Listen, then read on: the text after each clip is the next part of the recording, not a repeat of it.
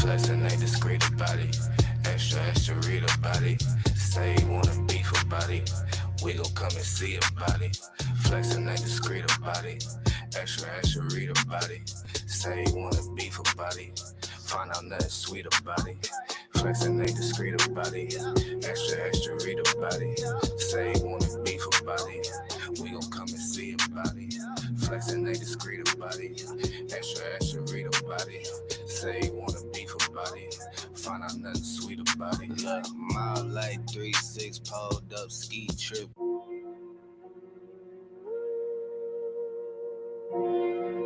Welcome to King Talk. Make sure we get them likes up, families. Get them likes up. Green Gang, I see you. Flexing ain't discreet about it. Extra, extra read about it. Say you wanna beef about it. We gon' come and see about it. Flexing ain't discreet about it. Extra, extra read about it. Say you wanna beef about it. Find out nothing sweet about it. Flexing ain't discreet about it. Extra, extra read about it. Say you wanna beef about it. We gon' come and see about it. Flexing ain't discreet about it. Extra, extra read about it. Say you wanna beef about it. Find out nothing sweet about it. Look, mile like 3-6 pulled up ski trip cold winter. I'm eating good. I remember when we had no dinner. West side, east side, no side, both sides with me. Check, come and check, leaving flex season 12, come and get me. Gil, to run around high speed, chasing all the big bags. Bending corners, bending rules, bending necks, Gil, the whiplash. Slide through hot knife, warm butter storm, gutter drain lane. Young man, old habit, still at it, trying to let my chain hang. True story, new story, 2-story condo, B&B. 4 bath, 1 me, no key, like I did a B&E. Being me so good, so hood, so not worried about it. 250,000 new views, old news, know you probably heard about it. Extra, extra, read about it. Headline, word around town, flexing. Ballin' on my course, so I ain't worried about nobody out of bounds, stressing. Feeling like Hercules, murder these ain't a problem to me. Tried to tell the maid service don't come unless you bring it condoms to me. Flexing ain't discreet about it. Extra, extra read about it. Say you wanna beef about it. We gon' come and see about it. Flexing ain't discreet about it. Extra, extra read about it. Say you wanna beef about it. Find out nothing sweet about it. Moving, shaking, coming down to me. Stacking, racking, money, power flipping. Moving, shaking, coming down to me. Stacking, racking, money, power flipping. Come on, family. Welcome to King Talk. Make sure you hit that like button. Hit that like button. Money, power flipping. Moving, shaking, coming down to me. Stacking, racking, money, power flipping.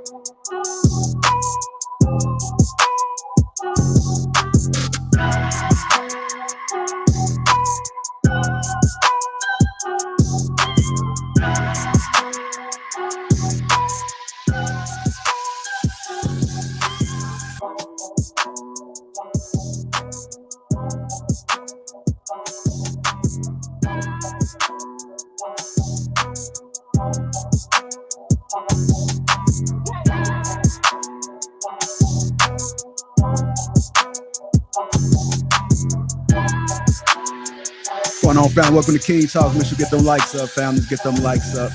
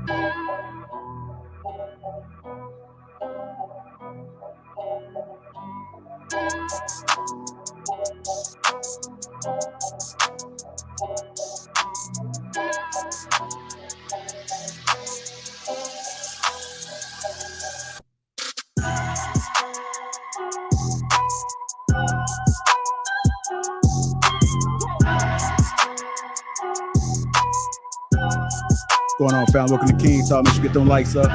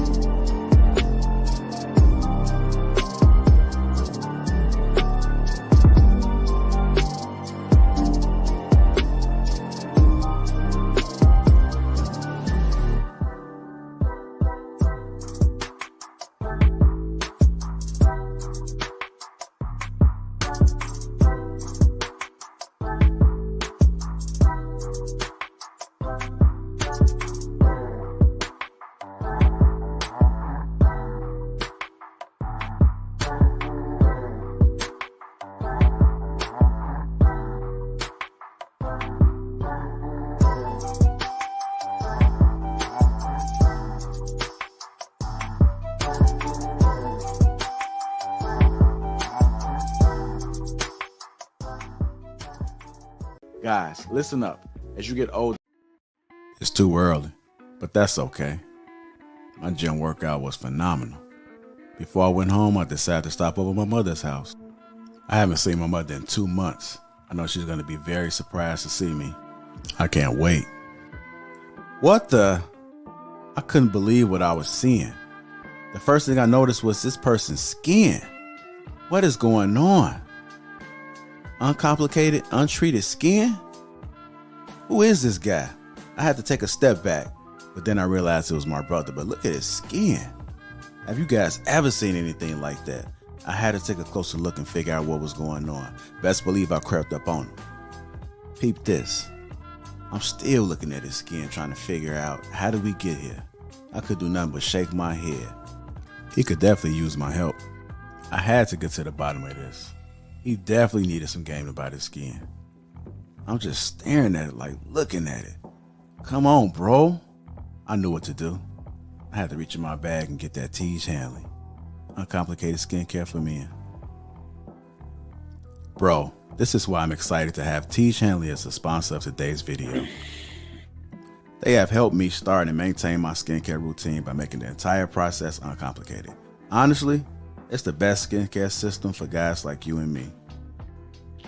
I recommend you start with their level 1 system, which comes with all the basics. A daily face wash to get rid of the dirt and the grime on your skin, a 2 times per week exfoliating scrub to get rid of the dead skin cells, an AM moisturizer with SPF 20 because you should always be protecting your skin from the sun, and a PM moisturizer to help your skin stay hydrated and healthy throughout the night. My brother was so excited. My favorite part about Tiege Hanley is that every box comes with an instruction card that tells you when to use each product, how much to use, and in what order. They really make the process of achieving and maintaining amazing skin easy. Shout out to Tiege Hanley. And because Tiege Hanley is sponsoring today's video, they're offering my viewers a great deal. Just click the first link in the description, and not only do you get Tiege Hanley for the best possible price, but they'll also give you a free gift with your first box. Click that link and get started today for just $30. Feel the Tiege. Let the Tiege force be with you. Right, family, feel the Tiege. It's go time.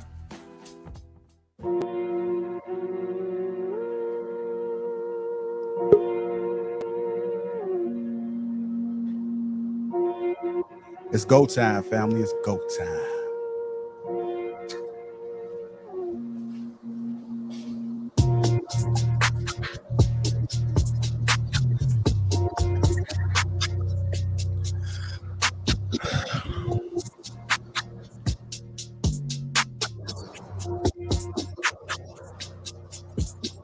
Going on, family. Welcome to King Talk. I introduce the crew. We got Rilla. We got Shan. King Rio, Ricky, Mr. Let Go, Humble Dad, and me myself, I'm Lapeef J.I. Welcome to King Talking the Lapeef Network. Gentlemen, how y'all doing? Doing good. Hey man, you getting them beats by Dre, huh? There you go. Have spiced up a little bit, man. Feels good to be back though, man. Feels good to be back. It's your favorite day of the week, really? Man, listen, you know how much I look forward to today. Hey, Let Go. Hey, man, slow down, son. You killing them. Yeah, it's all popping all up through my algorithm and my feed, man. I'm like, every time I turn around, let go. Let go.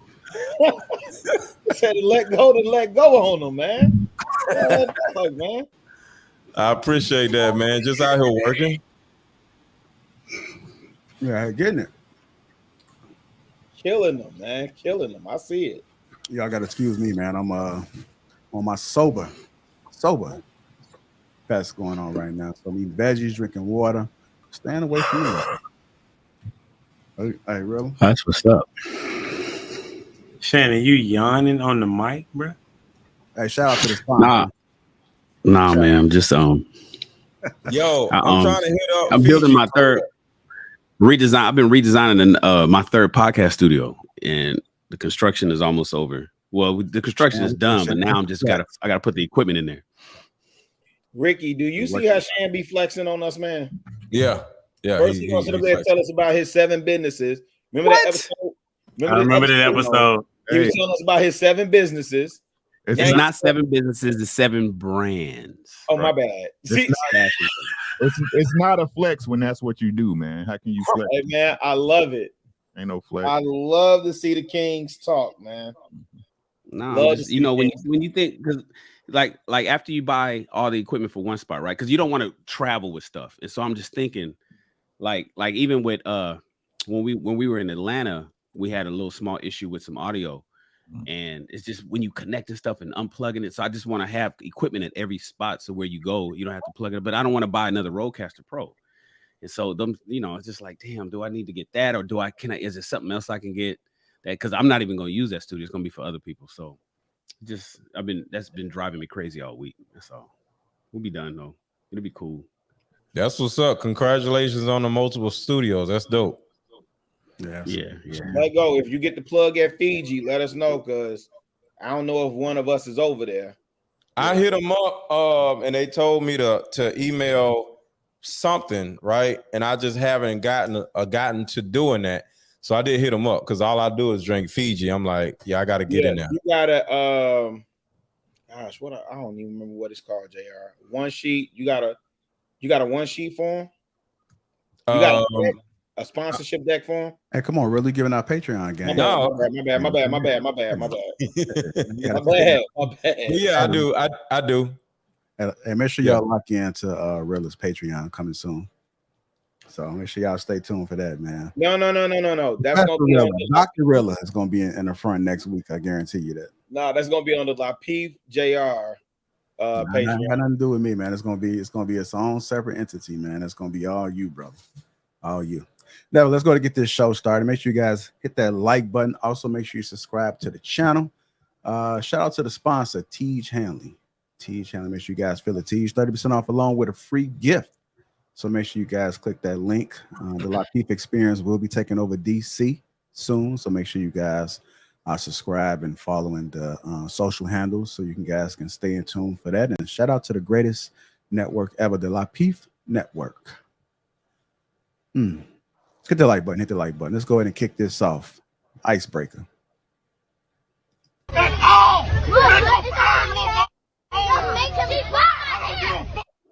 You shouldn't have touched me yesterday. I didn't touch her.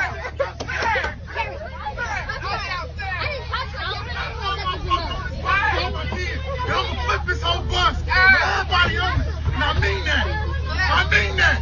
They go for everybody on her. Touch my daughter again. And I'm gonna flip this whole bus. I'm not playing. You don't let nobody touch my kids, bro. I'm not playing, bro. All that bully shit. All that big bully. Y'all got going on. I'm not playing. You gotta get your mama, your daddy, your uncle, and whoever. Let me say I'm not gonna play this whole clip. He did issue an apology. Apologize to everybody that I offended, all the kids and parents. I want to apologize to JCPS. I want to apologize to the school bus driver also, because at the end of the day, I did act out of character. My child was being bullied since last year. School been notified, parent been notified. Nobody's done nothing about it. Then next thing you know, my daughter, she gets jumped on the school bus. Bullshit. I hate hearing niggas that talk like that. Go ahead. I agree. We have a father that curses out children on a school bus after his daughter was reportedly bullied by another girl on the school bus. Just off seeing the initial video and the apology, if you can sum it up in 3 sentences or less, what are your immediate thoughts? I would say lack of emotional intelligence. I would say hosted.com. I would say if doing too much was a person. I would say lack of self-control. I'd say don't get on a bus and lose your shit and chastise everybody's kids when you're not in control of your own emotions. I feel like that at that point, my kid was in danger, and then I got a problem with that. Yeah, man. I say bitch ass nigga. I think, Leave it at yeah, that. I'm kind of liking this like direction. I think we all agree. We all share similar perspectives. Mine's is the same way. It was over the top. It was too much. When things happen like that, because I've been in a situation like that, right, with my son. And come to find out, a lot of it had to do with my son. Yeah, the kid be doing it. Yeah, so sometimes, and I'm not saying that kids don't get bullied, right? But even as a parent and as a man, you have to be able to assess the situation and be able to respond properly, because that right there can get you into a lot of trouble. Who's to say that there wasn't that another parent stopped and the father came up like, you know what, I'm about to deal with this, and now you're gone. Now that child doesn't have a father because you responded with such aggression without even thinking the whole thing through. Anybody else want to add anything? So I know this is the real quick. I come from an era where it was two sides: children and adults.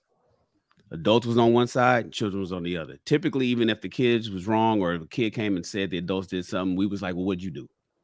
It was on, I got swatted in school. For those that want to know how old I am, my principal had a paddle with holes in it, so it is go swiftly through the wind and shit.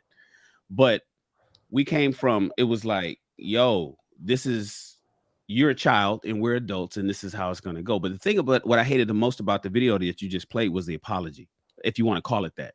We always hear passive whenever you want to identify a passive aggressive apology. Whenever they say I apologize to the people I offended, that means they're not apologizing for their behavior. They just only want to say sorry if you got hurt. But if you're not hurt, then they're not sorry. That means it's a bullshit apology. Then he went and said I'm out of character because I did this in the school and I did this is the reason why. Now he's got excuses on excuses. So to me, it was all bullshit. That's why I just said bitch ass nigga, because that's not what men, in my opinion, should do, and it certainly isn't what male adults should show young men how to become. So what's interesting is, to kind of add to that, is he said that this happened several times last year and there was nothing done about it. So why would you not take your kid out of the school? Like, if there was a situation that he felt like his kid was endangered and being bullied and there was nothing that was resolved from him talking to the administration, it really doesn't make sense for him to leave his kid in the school. And I think somebody already said it as well. Like, it's two. Well, Shannon said it's two sides to the story, right? Like, why is she being bullied, and is it? And then not only that, like, why are you even letting her be on this bus, knowing that she just got jumped? Like, so it just really doesn't make sense, his story that he's putting together. And she could have been bullied, but the way that he approached it, as opposed from a parental standpoint, she never should have been on the bus, or she never should have been in the school, in my estimation. You know what, Humble Dad? Did you catch the caption? The caption said that the girl said that his daughter started it. Now, if that's the dad that's teaching her, that she's living with day in and day out, following his mannerisms and his character and his attitude and seeing what kind of person he is, I believe the kid's on the bus saying that the daughter started it because she knew that her father was going to get triggered like that. Hey, man, Shannon, listen. Humble Dad, I think you taught in the schools, in public schools for a while, if I remember correct. I just want to say to all you public servants, man, shout out to y'all. Because I never thought I would see a dude act like a sassy, bitter baby mama. Like, that's crazy to me. Look, I'm used to seeing the mothers come up to school. Who touched my child? Who da-da-da-da-da-da? And if you ever, and don't you? And I'm used to hearing that from the mothers. But for a male, to jump on the bus and you hear the other babies crying and you still gonna throw your hands on your hip and let your backbone slip and say you're gonna flip the bus. Man, come on, bro. I got 2 daughters, right? And both of them had issues in their prospective schools or whatever, right? And my kids used to have a thing where you know, they have a problem with somebody in school, they'll tell their mom, and their mom will say, "You want daddy to get them?" Sometimes they'll say yes, sometimes they'll say no, right? When they say yes, I go up there and get them. Of course, I don't do nothing, you know what I'm saying? But I just go up there and go through the proper, protocol. I talk to the teacher, I talk to the principal, I talk to whoever, or either I talk to the actual parent, you know. So when the kid is about to get out of school, I'll be like, all right, so where he at or where she at, right? And in most cases, the parent will be picking their kid up after school, right? So I'll catch the parent and be like, excuse me, so-and-so, is this your kid? Okay, so my kid has a problem with your kid. So let's all four of us have a conversation and find out what's actually going on. So I'm talking to the parent. I'm not going to be yelling at no kid. Now I get a kid a little scowl like, oh, that's him. It's cute, but I ain't yelling at no damn kid. You know, it was one point where my oldest daughter, she was running through the hallways, and it was, you know, the doors that go in and go out or whatever. And she pushed the door real hard, and it slammed a boy in the face, right? And it caused his nose to bleed. And he punched my daughter in the chest because of that, right? And of course, she called me. I'm calling my daddy. And next thing you know, he is like, tell your daddy. I go straight up there, but at the same time, I don't go straight at the little boy. I'm like, okay, this is what we need to do. I need you to apologize to him, and I need him to apologize to you. And she's just like, but he hit me. I understand that he hit you, but sometimes kids have reaction, and he is thinking that you did that on purpose. So how about y'all just have a conversation and say, hey, I didn't mean to do that. And then I'm sorry for punching you, because boys don't supposed to do that. And then we all had a conversation, and then everything went good. Because at the end of the day, go ahead. Did your daughter tell you the truth first? When you went up there, did you know what happened? Or did you discover it after you got there because your daughter didn't give you the whole story? I discovered it because he did this, he did that. But I already know what young people do, not just my kids. I know young people gonna lie. So I ain't go up there just whooping up, I'm gonna do this, do that. No, kids do stupid stuff, you know? So my whole thing is, why did he do that? There's a reason, there's a cause and reaction. Cause and effect, everything, you know? So for this stupid man that just come up here and start yelling at all these damn kids, like, he sounds like he was bullied in school, and he's like, oh, my daughter is not going to go through what I went through, so I'm going to act a plumb fool. Because at the end of the day, this man has no conflict resolution strategy for his child or for himself. No, he sounds like a better baby mama, man. Yeah. Oh, he sounds like yeah. I ain't gonna sugarcoat that, bro. He sound like a bitter baby mama. I flipped this whole bus. He might well hit him with that one time. Yep. Sass. Something else I want to add to it too is, those were some younger kids, but you have to understand. At least I know in Chicago, I've seen parents get their ass whooped, and I know we've seen it online.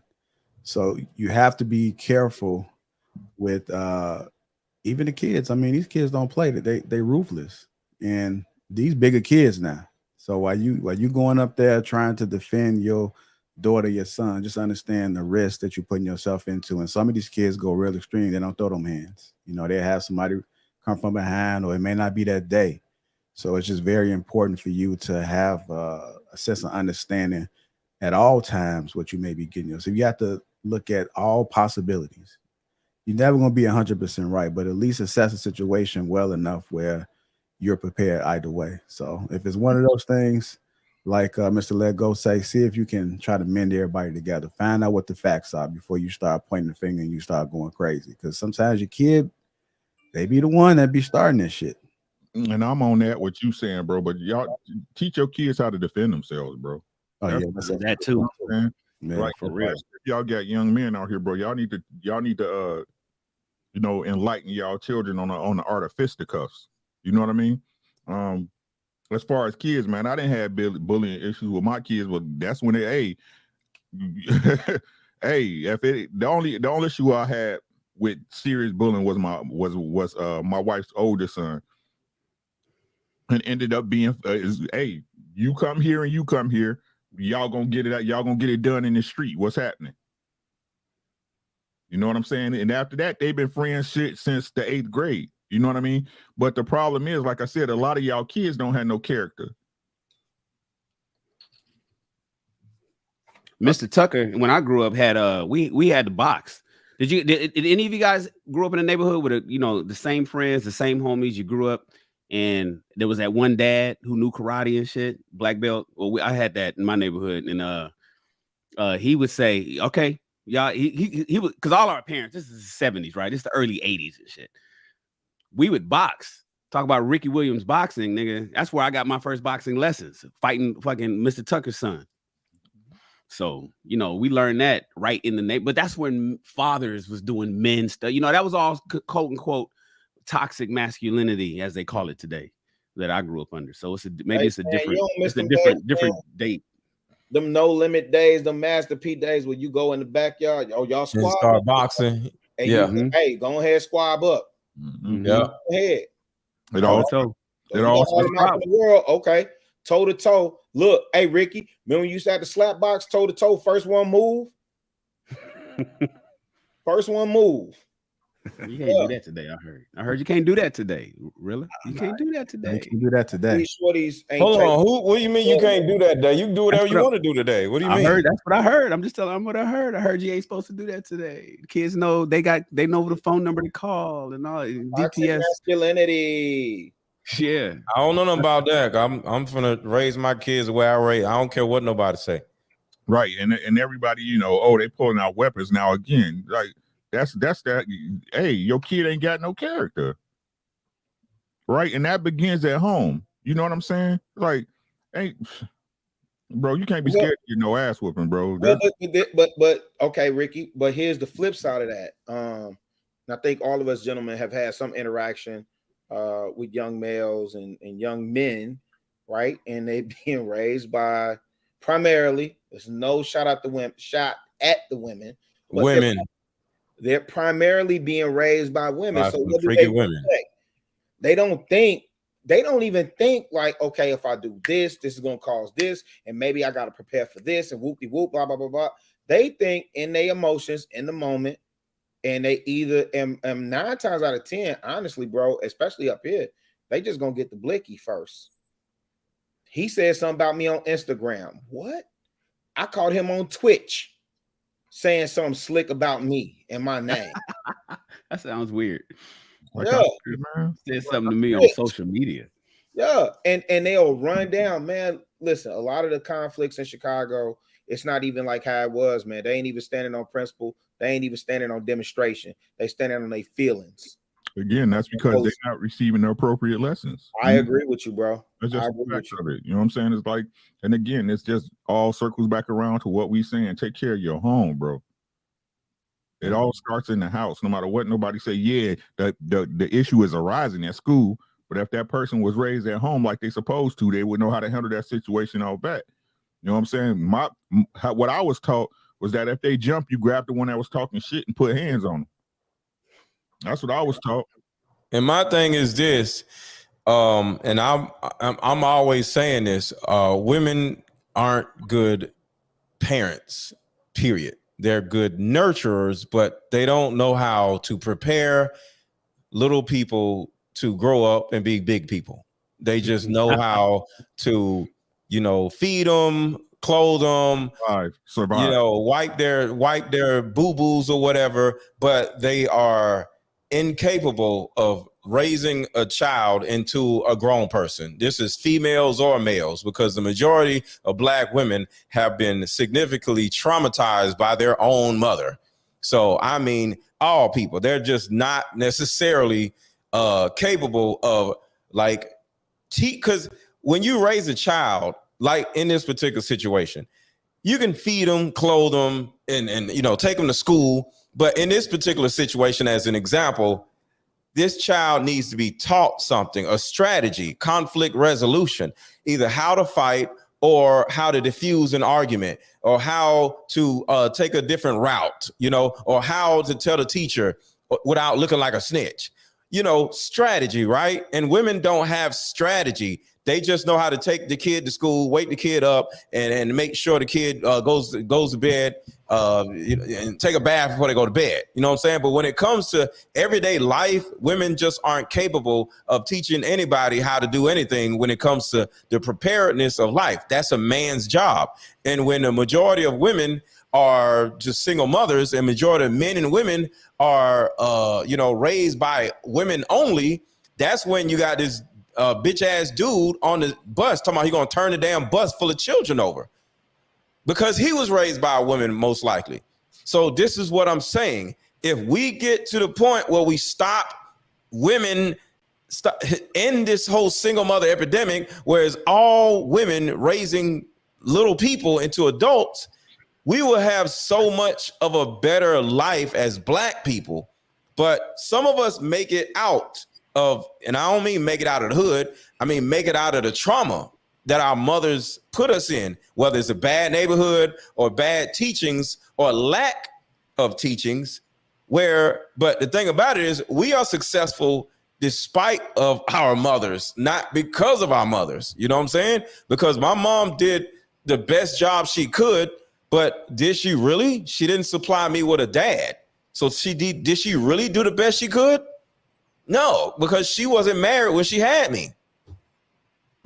That's an interesting take, right? Because it is important for the man and the woman to be in the relationship and in the house for the kid to have a better chance at being productive. But I also think that there are some moms, I'm not saying all, right, but there are some moms that do a really good job as a single parent raising kids, because in my lived experience, right? Yes, there are some traumas that I've had, but at the same time, I think I'm pretty decently successful along with a lot of my male cousins. You know what I'm saying? We got doctors, we got teachers, we got principals, and none of us had dads, right? So I do think that there are, I don't know if I'm an anomaly or anything like that, but in the environments that I've been in, and we was raised in West Dallas projects for the most part, in the hood, and so we have, I don't know if it's in spite of, right, as far as that is concerned, because the things that I learned from my mom was hard work and like in discipline and even in saving. Like I learned that from my mom. Anomaly. Right? So that's what I'm saying. Maybe that I'm an anomaly, right? But there are some. But I am on the other end of it, of that having a man in the house changes everything. Like a good dude, not the dude that's in the house saying that I'm just here just to be here, right? But that dude that's active in the child's life. And in this particular situation, this kid is being raised by a dude that can't control his emotions, right? So that would mean since he can't control his emotions, he either had a father that was in the house that was not doing his job, or he didn't have a father in the house, because he did not learn some type of lesson that needed to be learned in order to trickle that down to his kid. And then not only that, he's not even holding himself accountable to his wrongdoing. He didn't even know how to apologize properly, right? Right. And so that's what I'm saying. So it's not funny, but it is, because it's a sad scene that he made a mistake, right? Which we all do. But then he didn't even know how to correct his mistake to even help his kid further on down the line, right? So he's done a really bad job 2 times, right? And so as a result, now it's going to be even multiplied because it's went viral. So now it's very possible now your kid may even get bullied even more because of the backlash that people are gonna have for you. So it comes back down to a man looks at the entire situation before the situation happens, right? We're looking at, okay, if this happens, I think really just said that, if this happens, if I do this, then I know that X, Y, and Z is going to take place, right? As opposed to most women or a lot of women, I won't say most, but a lot of women respond emotionally and don't think about what's going to happen thereafter. And that's what this dude did, and this is what he taught his kid. And hopefully, don't seem like it, that he'll figure out a way to come back and say, you know what I did was wrong, and then my apology was even whack, right? So hopefully he'll come back and redeem himself. So that's just my take. Let me ask y'all something. Do y'all think he apologized like a woman also?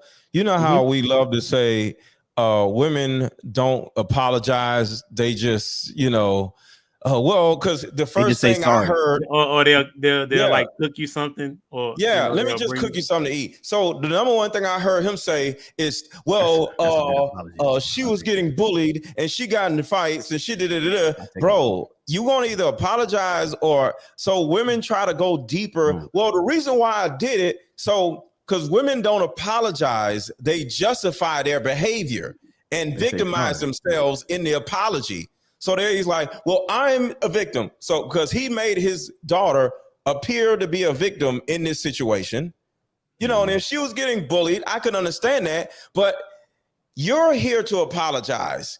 You're not here to whine about your daughter being, you did that on the bus. Right now, your job is to apologize like a man, but instead he's acting like a woman by justifying his behavior, by victimizing his daughter. And that is what women do. Apologize and to ladies everybody don't. that I offended, all the kids and parents. I want to apologize to JCPS. I want to apologize to the school bus driver also, because at the end of the day, I did act out of character. My child was being bullied since last year. School been notified, parent been notified. Nobody's done nothing about it. Then next thing you know, my daughter, she gets jumped on the school bus. Justifying. So why didn't he go talk behavior. to the parent again? Justifying his behavior. That's what women do. Or report it. So move your child out of that school. Let me get Rio in there. Go ahead, Rio. So I'm a little bit conflicted about the proper way to handle this with a daughter, right? Now that I'm kind of listening to everybody's responses. I know for my son, my way of protecting him against other children is teaching him how to protect himself, right? And then when I listen to some of the brothers who have daughters who are, in grade school or whatever, it seems like you're going through the proper channels, you know what I mean, after school in protection of her, right? And so is it different how we prepare our daughters versus our sons? As a male, I know if my parent came to the school when I was dealing with conflict with other children, man, like you're building respect early on. You're earning it, right? And now your mommy or somebody comes up. And you got to try to live that down. You almost got to establish the fact that you have courage, that you're not a coward, right? So is that same standard applicable to young girls? Or is it our jobs to essentially just jump in there and guard them throughout all of their developmental stages?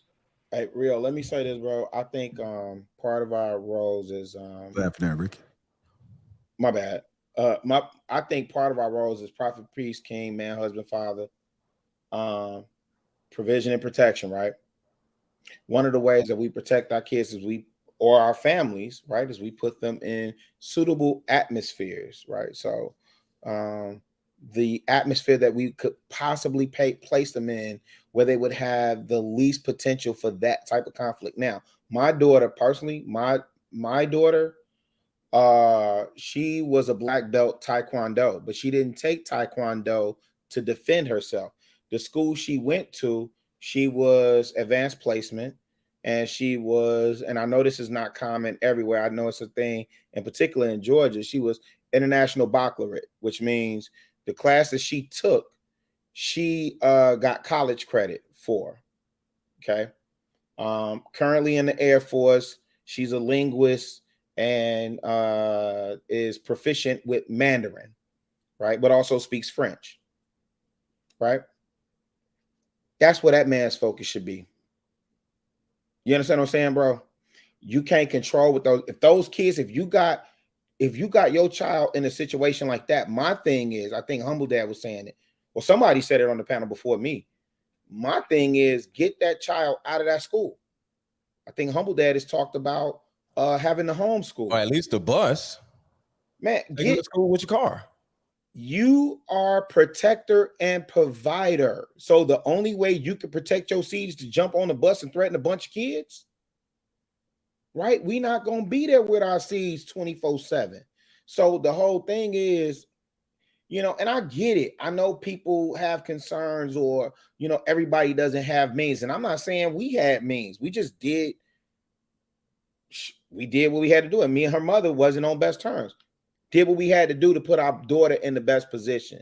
You understand what I'm saying? When my daughter took Taekwondo and she became a black belt, she was competing in tournaments for discipline, not to defend herself, although she could. She was competing for discipline, right? But she also carried herself in a way when she matriculated through high school, bro. I ain't never had what some people go through. I have never had those types of issues.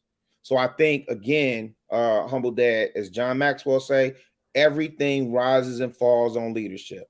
My God. And let me say this, and this is important, is about just a piggyback on Rilla. The reason why it's conflict with two people, usually because one person isn't heard or one person is afraid. So you learn Taekwondo to get rid of the fear, because people start raising their voice, acting a fool, is usually because they're afraid. They're afraid that the outcome that they want isn't going to happen, so they got to raise their voice. But when you learn Taekwondo and you know the person that's in your face, you can beat their ass, right? But you choose not to beat their ass. Now you don't feel scared, and because you don't feel scared and you know you can beat that person's ass, you like, you got it. I'm cool.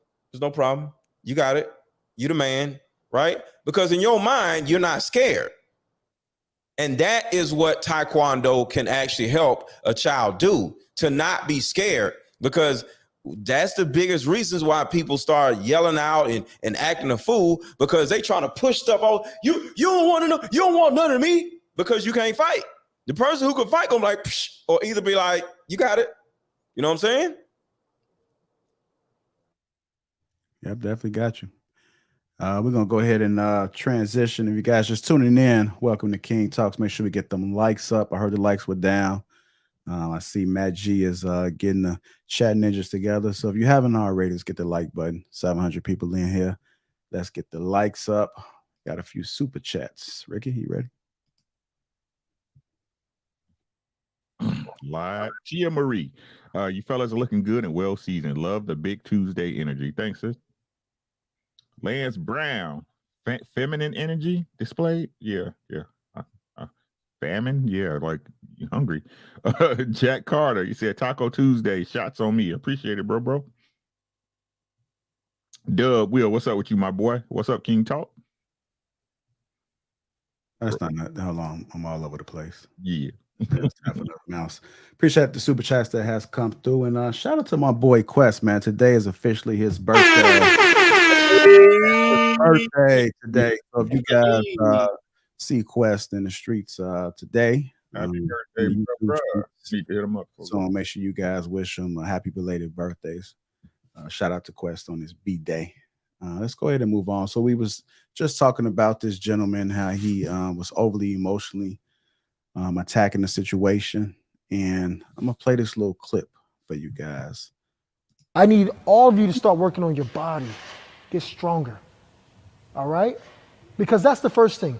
Mind, get stronger mentally. You see, because if you can control your mind in anything in life, it won't be so much frustration. You won't be so angry, right? But the reason why you're angry or you have this anxiety is because you're not in place, right? There's a monk, a Buddhist say, if your room is junky, there's chaos. Clean your room up first. Organize your room.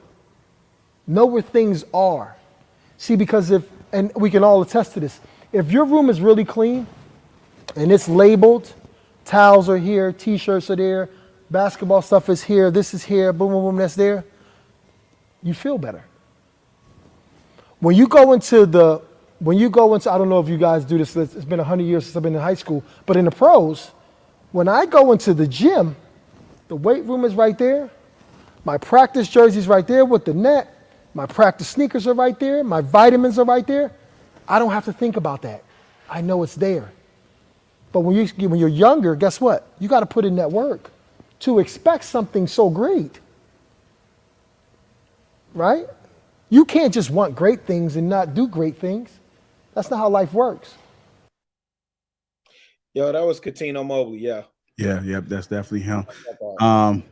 Shout out to him, man, because I ran across this message today and it kind of hit me because as men, we're supposed to get better with time, right? We're supposed to grow.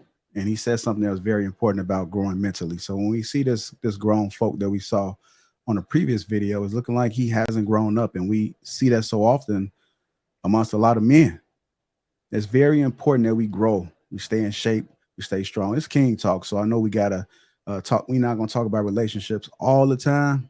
We're going to get to that on the back end. But I just want to make sure that we still developing the minds and understanding the importance of growing your mind, being strong mentally, learning from your mistakes. Hopefully this guy can learn from his mistakes. I know his apology wasn't sincere, but hopefully he can understand the importance of remaining in frame and having control at all times. But what are you guys' thoughts about what he just said?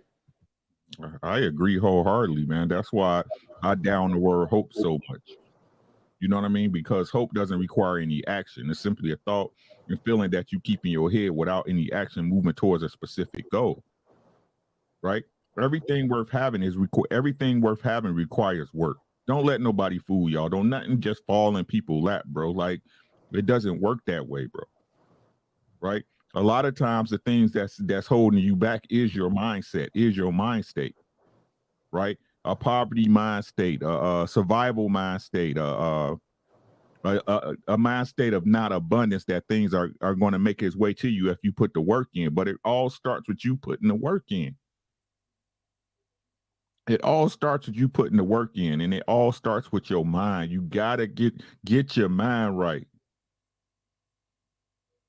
Right? Once you get your mind right, that's what, like, we all creatures of habit. You know what I mean? We all creatures of habit, bro. But we never learned positive habits.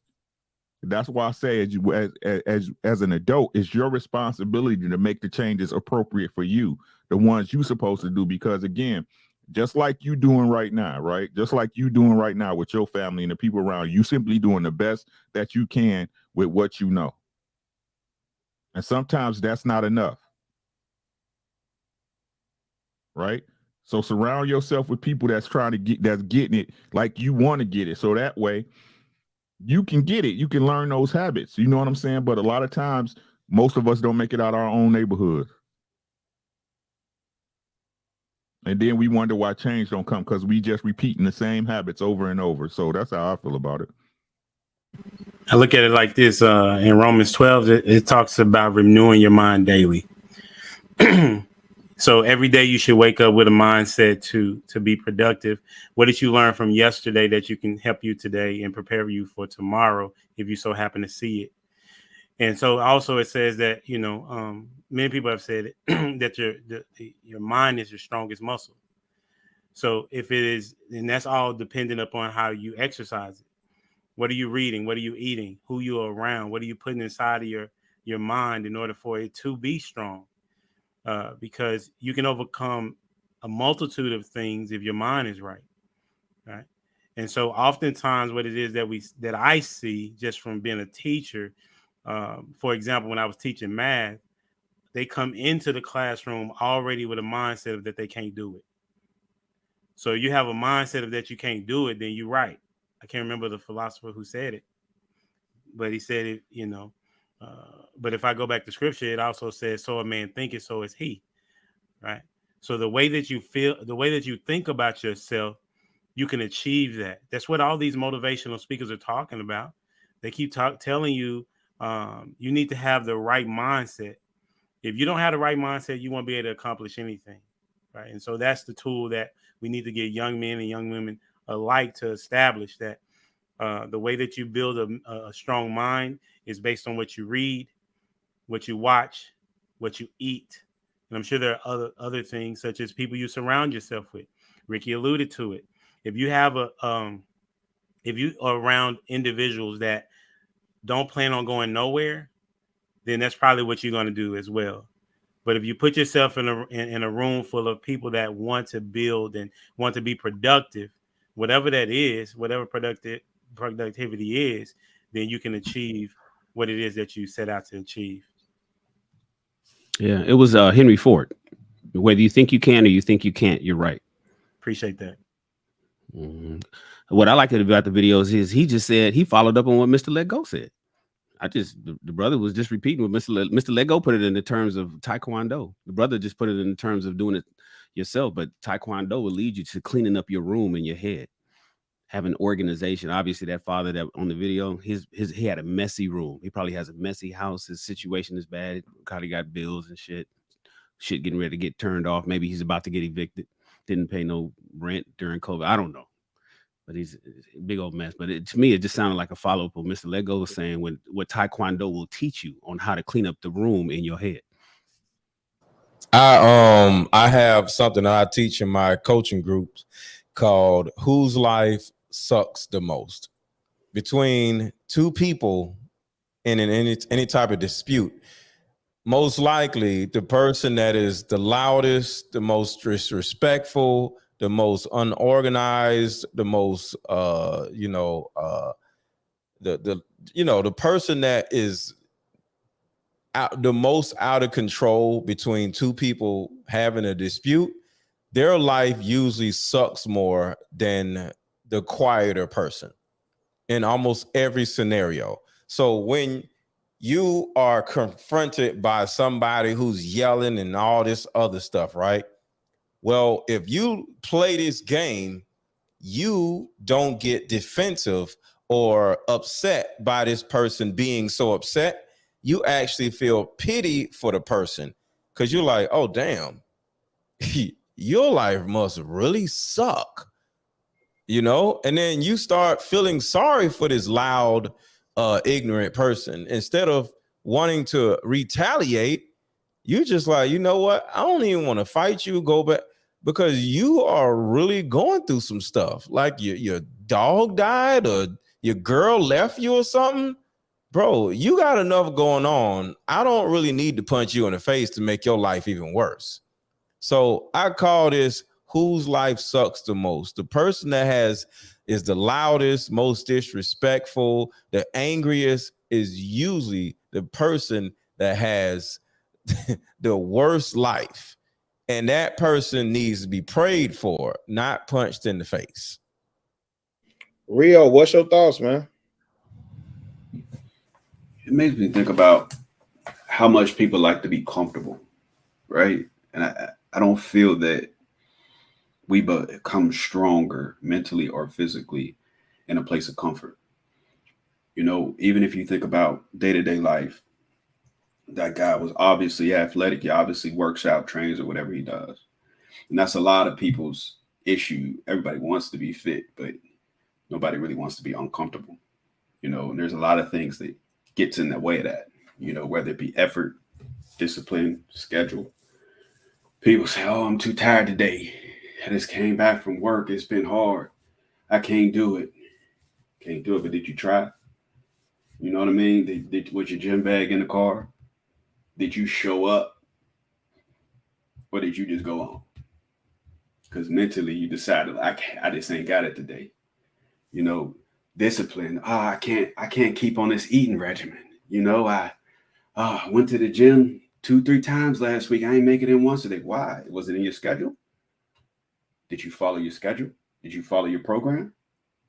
Did you meal prep? Because the food was in the refrigerator. If you meal prep, you didn't feel like it on Sunday because you didn't try. Okay, you wanted to be comfortable. I get it. And so it's one of those things to where it's just like we don't want to be uncomfortable, but we don't grow in that comfort space. you know. And so I think that mindset, that mind shift, because what happens is these things over time become habits. You know, this structure, this routine, it becomes habit after a while. And once it becomes habit, we start to see those improvements. And now can nobody pull you away from the gym. Now can't nobody tell you, nah, let's order pizza. I'm not having pizza. You know what I mean? I'm not having pizza because I'm not going to undo this progress that I've acquired. You know what I mean? I've meal prepped. I have a plan. You're not going to deviate me from my plan. And then that then crosses over to other things that you're doing in life. Whether if you're building that business, you know what I mean? Or whether it not you just started a new company and you're trying to acquire, you know, new clientele, or you lead generating in the morning, or you didn't feel like making any calls today. You know what I mean? It transfers over into other things. So very important message. And I think us as men, we have to constantly challenge ourselves. And yeah, mental toughness, man. That's Hey, JR, if I could just real quick, if I could put a button in it and bring it home for Jerome, man. Please do. You know, listen, man, it's funny because halfway into this message, I was like, when he said he was like, I don't know if y'all athletes or whatever. And I was like, oh, that's Cuttino Mobley. And it's interesting. I'm listening to y'all gentlemen. Like, if you watch basketball, Cuttino Mobley played with Steve Francis in the Houston Rockets. He played in the NBA for 20 years. And if you remember, during the time that he played, he kind of always got ridiculed because he was like looked at as a pretty boy. So it's just interesting to see him in his Papa Smurf phase, like honestly, 20 years later, and he's spitting true gems and true facts, and you know that held true for him 20 years ago. And guess what? And this is for the young lads in the chat. I would challenge you to go look up Cuttino Mobley, look at his stats, look at his career, look at what he was able to do, and please know that 20 years in the NBA ain't no pump. You're not just in it.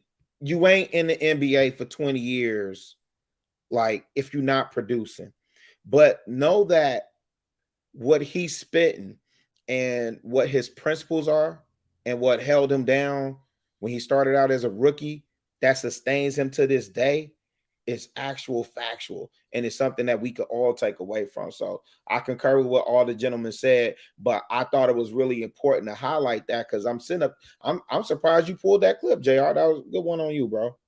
Yeah, man. It's another video I did want to play with him, but it has some music in the background, man. But he's still getting buckets. He definitely still getting buckets right now. He was talking about staying in shape. You know, he preached about that. And as we get older, we have to understand how that helps us later on, because we can't do the same shit that we used to be able to do. You know, like mentally, you'll say, I want to do it, but your mind will tell you something else. So if you start training a little bit earlier and maintain that, it'll be easier for you once you get older. And then you could probably get you one of them Zaddy shirts from Shan then, if you're able to maintain like that physique at an older age. And I'm gonna be honest, like the women love that shit. The women love to see an older guy in shape with the salt and pepper beard, salt and pepper hair. They just like that shit, man. Hey, J. So if you're gonna age, make sure you aging well. Make sure you still taking care of yourself. Don't just because you folks are married and you got the happy life, don't lose it, man. Still look good. Still look good. Still show out. Still enjoy life. What you about to say, Rilla? Hey, man, I was telling y'all in the pre-show, I was telling y'all this was my 30th reunion, right? And hey, JR, at our brunch Sunday, right? Dude he hit like an old school house track. I started hitting that footwork. My body started disagreeing with me. It happens, man. It happens. Like, hey, like I'm gonna tell you when this shit hit me, and I can understand when like the basketball players say, you know, I'm done. That's it. I used to be able to do the reverse layup like Jordan. I kid you not. I used to come in, up and under. I do that shit, that motherfucker just go straight up. For some reason, it just won't curl, won't roll the right way, and hit the backboard. That bitch just go straight up. And I kept doing it. I'm like, damn, I really can't do this shit no more. Humble Dad said he got you. Nah, I don't even want to. I don't want to smoke with Humble Dad. Hey, we hooped together before, man. Yeah, we hooped together, man. Humble Dad got that game, man. He kind of surprised me. He's out there like, was it Drew? Was it Kyrie Irving? You know the character you play? Uncle Drew. Yeah, Uncle Drew, yeah. He was out there like that. I'm like, look, a little Humble Dad. I'm like, you would have never known. Humble Dad can get up and down the court like that, man. Listen, I don't talk about things I can't do, bro. Yeah, I know, man. I know. Trill, hey, Trill, if you listening, you heard what the man said. Yeah, you definitely got to get. We should do a little hoop session, man. We should do. Hey, stay tuned, Mr. Let Go. And Ricky. Hey, Ricky, got to get you out there on the court, man. Come on, bro. Nah, I got to. You got a referee or something. At least you got a referee or something. Hey, now if y'all want to do it in April, you know what I'm saying? Yeah, because that'll give me a chance to get back in shape. You don't play ball to get in shape. You get in shape to play ball. It's just, nah, I ain't playing with that. If I'm going to get out, I'm going to be right. So, okay. Yeah, I'm about to do that shit next year, man. I'm about to play in something, man. We're going to play in something big. So if we do it, you saying for DC? We going to do it in DC? I don't know, man. We might just have a pop-up. No, that's what Ricky was saying. He said if we do it in April. Okay, yeah. We should probably do something in April, yeah. I think that's enough time for everybody to get together. What's up, Rio? You ready? I'm ready. I definitely think, look, we got to back up what we talking, man. We definitely should start having some kind of, athletic opportunities, for us to get together, man, and powwow and, do something healthy. And then Sugar Curl's been, really pushing that too, from what I've been understanding. So, let's be about it. Let's adapt that lifestyle. Yeah, I'm with it, man. I'm with it. If you guys haven't already, hit that like button. Also, make sure you subscribe to the channel. Now that we got the teachings out the way, let's go ahead and get into these relationships. Y'all ready? Yeah, I just wanted to add, though, just real quick. If you can say I can't, then you can also say I can. So it's as simple as that. Okay. If she's not giving you 100%, she's dealing with another man. If she's not giving you 100%, she's dealing with another man. Ran across this statement. What are you guys' thoughts? Is it true? No? I see Ricky shaking his head. Nah, it's not true. I mean, it ain't got to be another man. It could be a bevy of different things. You know what I'm saying? But either way, she not into you.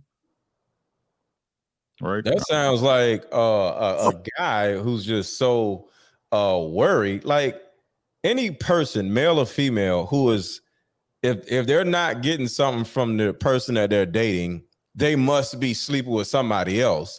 That's an insecure ass child right there. If I'm not doing what I'm supposed to do, that don't mean I got a chick on the side. And if my woman ain't doing what she's supposed to do, don't mean she's fucking another dude. So that's just stupid. That's some people are so narcissistic where they like, oh, it can't be me. It must be somebody else. You must be doing this and that because you're not doing. Maybe you're not doing something and they're metering back because you aren't doing something also. So people sometimes match the other person's energy, but here comes no, it can't be me. It must be them cheating. No, it might be you as a man or a woman. You suck on the other side of them sucking.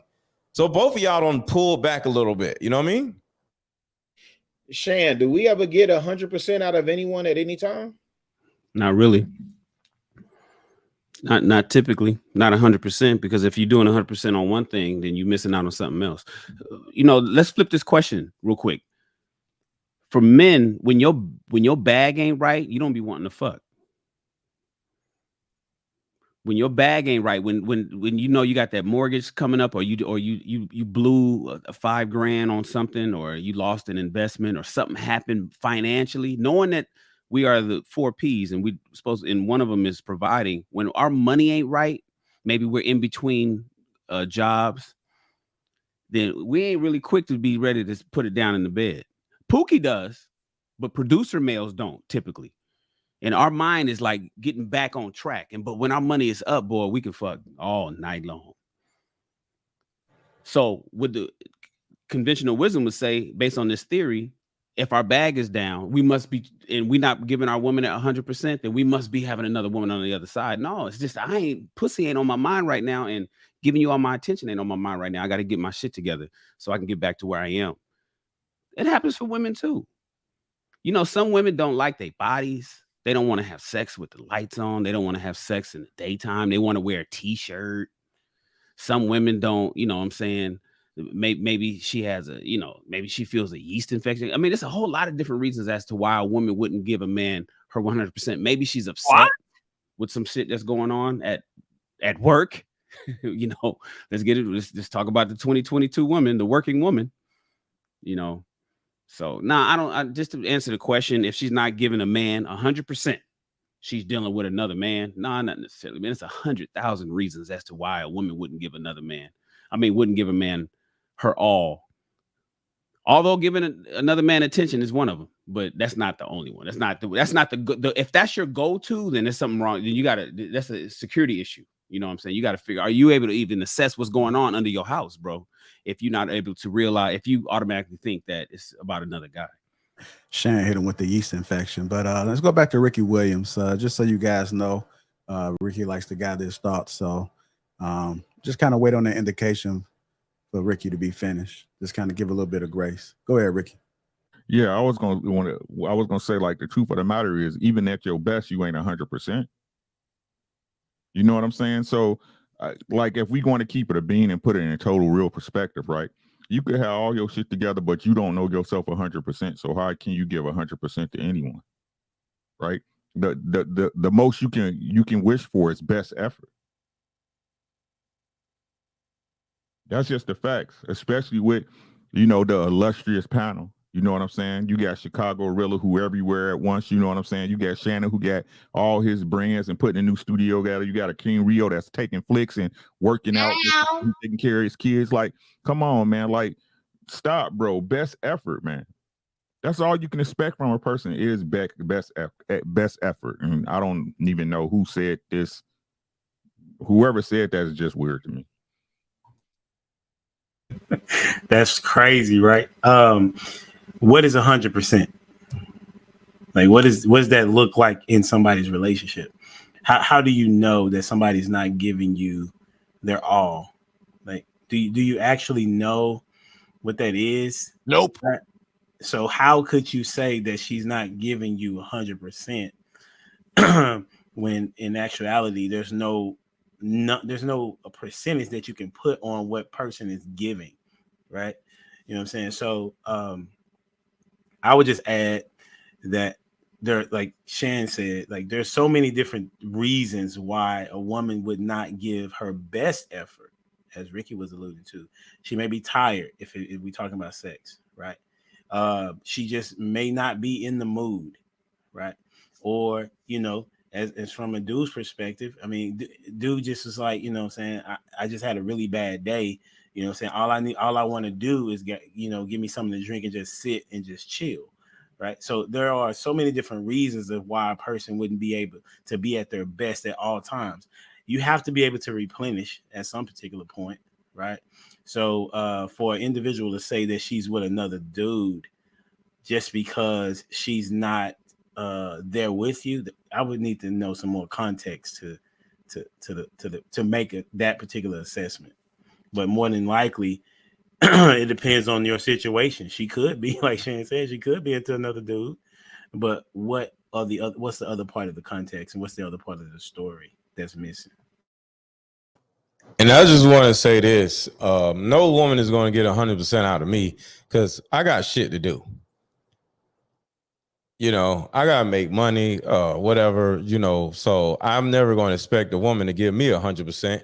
Because hopefully she got shit to do, unless she just sitting around on her ass staring at me all day. So no, that ain't gonna happen. So if she isn't giving me 100%, she's doing her job by doing other shit. Get out of my face. Like, go find something to do, because I got shit to do. Hey, let go. I can't remember. I think we talked about this before. Did you say you would you been married before, right?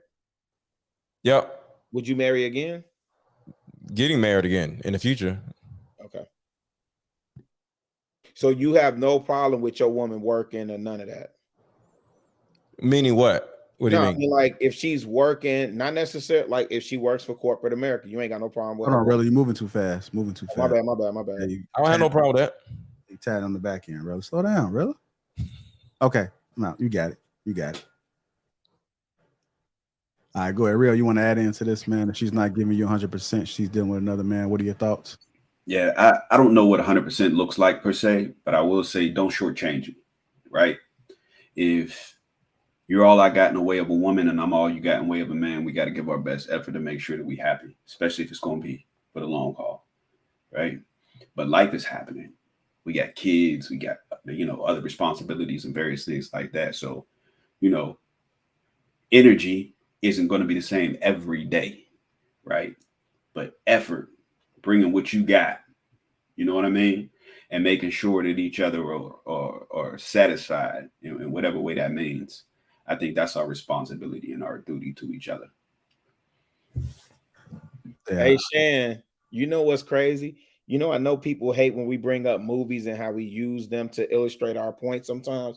But one of the realest things that I've heard that's kind of stuck with me was when Tyler Perry was talking about the 80-20 rule and why did I get married? That was the first time I ever heard of that. And from Tyler Perry of all people. But that 80-20, why, Jericho? That is hilarious, bro. I've been trying to fix this motherfucking collar. I ain't even earned this motherfucker. I'm like, damn, but we talk about 100%. And I believe that I don't know how y'all feel about it, gentlemen, but I do believe that to be a truism in terms of that 80-20 rule is that at most you can reasonably expect to get 80% of a person's best effort.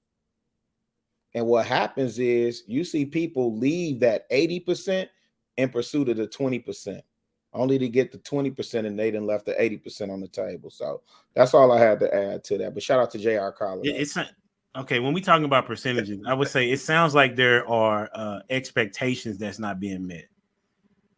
And so if there's expectations that's not being met, then that needs to arrive at a conversation. Right. That's a different conversation, HD. That's all I'm saying. You know what I'm saying? That's totally a different conversation. But how you the truth of the matter is, bro, everybody talking about your job. No, you know what I do at work?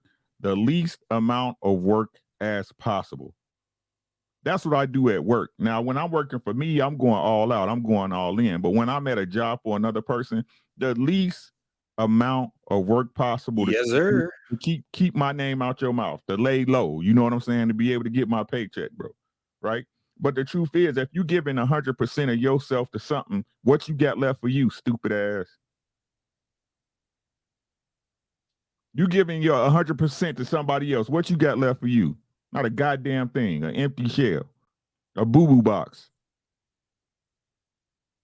Come on, y'all, stop, bro. It's reasonable, man. This quote is stupid. Who said this? JR, who said this? Man, I seen this shit about 3 weeks ago, man. I just decided to talk about it today. So I can't honestly, I seen it. I can't even, I only got the slide no more. Man, that's weird, man. No, bro, best effort, man. Maintaining the standard. You know what I'm saying?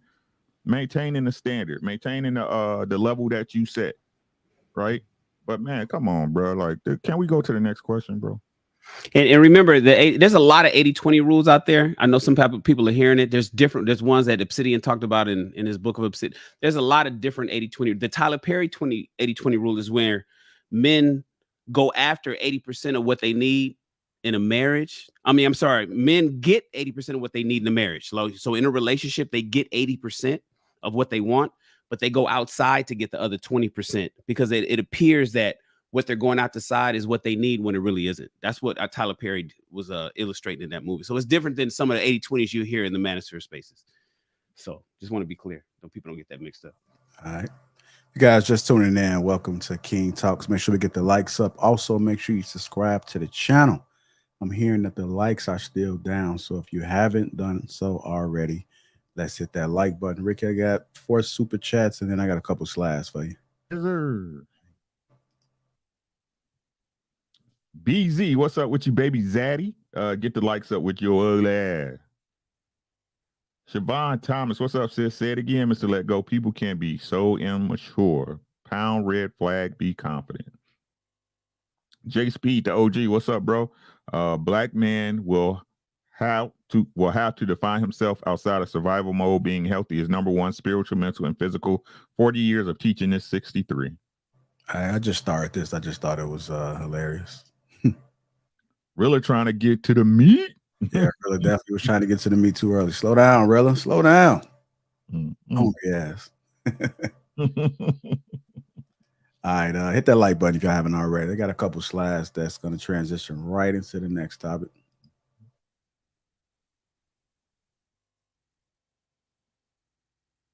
Ashley Cobb. More men should look into hiring sex workers to get their needs met instead of trying to date. Looking at that picture, you bet. Men will spend their younger years smashing and dashing, and then in their older years want to settle down with a 25-year-old. Unfortunately, many sisters didn't peep game until older, so we went to the dating scene looking for love, while the men were just looking for a nut. Then these same men who KS called left, the same women, I'm sorry, who KS called leftover, decide to just stay single because we sick of them and their games. Then we are ashamed for being single when everyone knows that these men out here playing with us. Welcome to the circus. Men spending their younger years smashing and dashing. Let's talk about that. What do you guys' thoughts? Everybody got their hands over their head. What's going on? Well, I'm gonna go I ahead. got some. Go ahead, Mr. Lego. One of the things that the woman forgot to mention, the most important thing, she said women spend their younger years being single. No, they spend their younger years being single mothers. Because if you were one of those women who felt like these men are playing games and you pulled yourself out of the dating market, your ass wouldn't have no damn baby. Because that is the biggest problem. And that is what Kevin Samuels was saying. You know, it wasn't really about the PhD this, and no, it's about having babies by other dudes. So if you realize that men in your early 20s were just looking to smash, two things you could have easily did. Close your goddamn legs once you become aware that these men just want to smash. Because if you know that all these men want to smash, why the hell do you have babies by these men who just want to smash? That's the first thing. No, but she was saying first of all, the paragraph is bullshit, but she was saying that the young women didn't know, and they didn't know until they got older that that's what the men wanted. Hey, so, they knew. Well, why don't they know? Because they ain't got no damn daddy being taught by these single mother parent. They know. Look, bro, let's come on, let's be honest, man. Let's be honest, right? The majority of like this all stuff builds on what we talk about every week, right? When we was in high school, the majority of the girls messed with dudes that was either out of high school or 20 and older, right? Y'all knew what y'all was doing, and people told y'all, hey, you shouldn't be messing with a dude that old. What this about? But y'all thought it was cute. Not us, y'all. Y'all did that to yourselves, and then this what happens, right? Y'all try to take it and flip it, like no matter what the fuck y'all say, right? No matter what y'all say, why women keep trying to take the game and flip it like they the men and we the women? What's wrong with y'all? Y'all act like we don't get eyes and don't be paying attention, like we don't hear. Y'all put yourselves in them situations now that you got a baby and now that life is starting to hit you and the reality start to hit that, oh, you can't get the dudes you used to get. You can't get the men that you used to having, right? Now it's the men's fault that you allowed to hit your box when you was a shorty, when all the dudes in high schools was trying to get at you and your mom and everybody's telling you, no, what you doing with that old ass cat? See, but you laughed and you laughed in everybody's face when it was the high school dude saying, "Oh, such and such," and you pulling up and riding out in the Benz and shit. You laughed at him, "Oh, broke ass nigga. My man got this. My man got that." Y'all did that, and then you have a baby by a dude who not just got you at Hyde Park. He got a chick at CVS. He got a chick at Kenwood. He got a chick at Finger, right? And then you finally realize you wasn't the only one, and then you stuck with a baby. Now you expect somebody to just come and save you and lay life out for you on a silver platter. What part of the game is that? Not just that, Shannon, but take your bullshit that I can't even check you as my wife. A man come in and take over, and cause you got a kid and shit, He taking on all your baggage, your children, your debt, your headache, and you the one settling.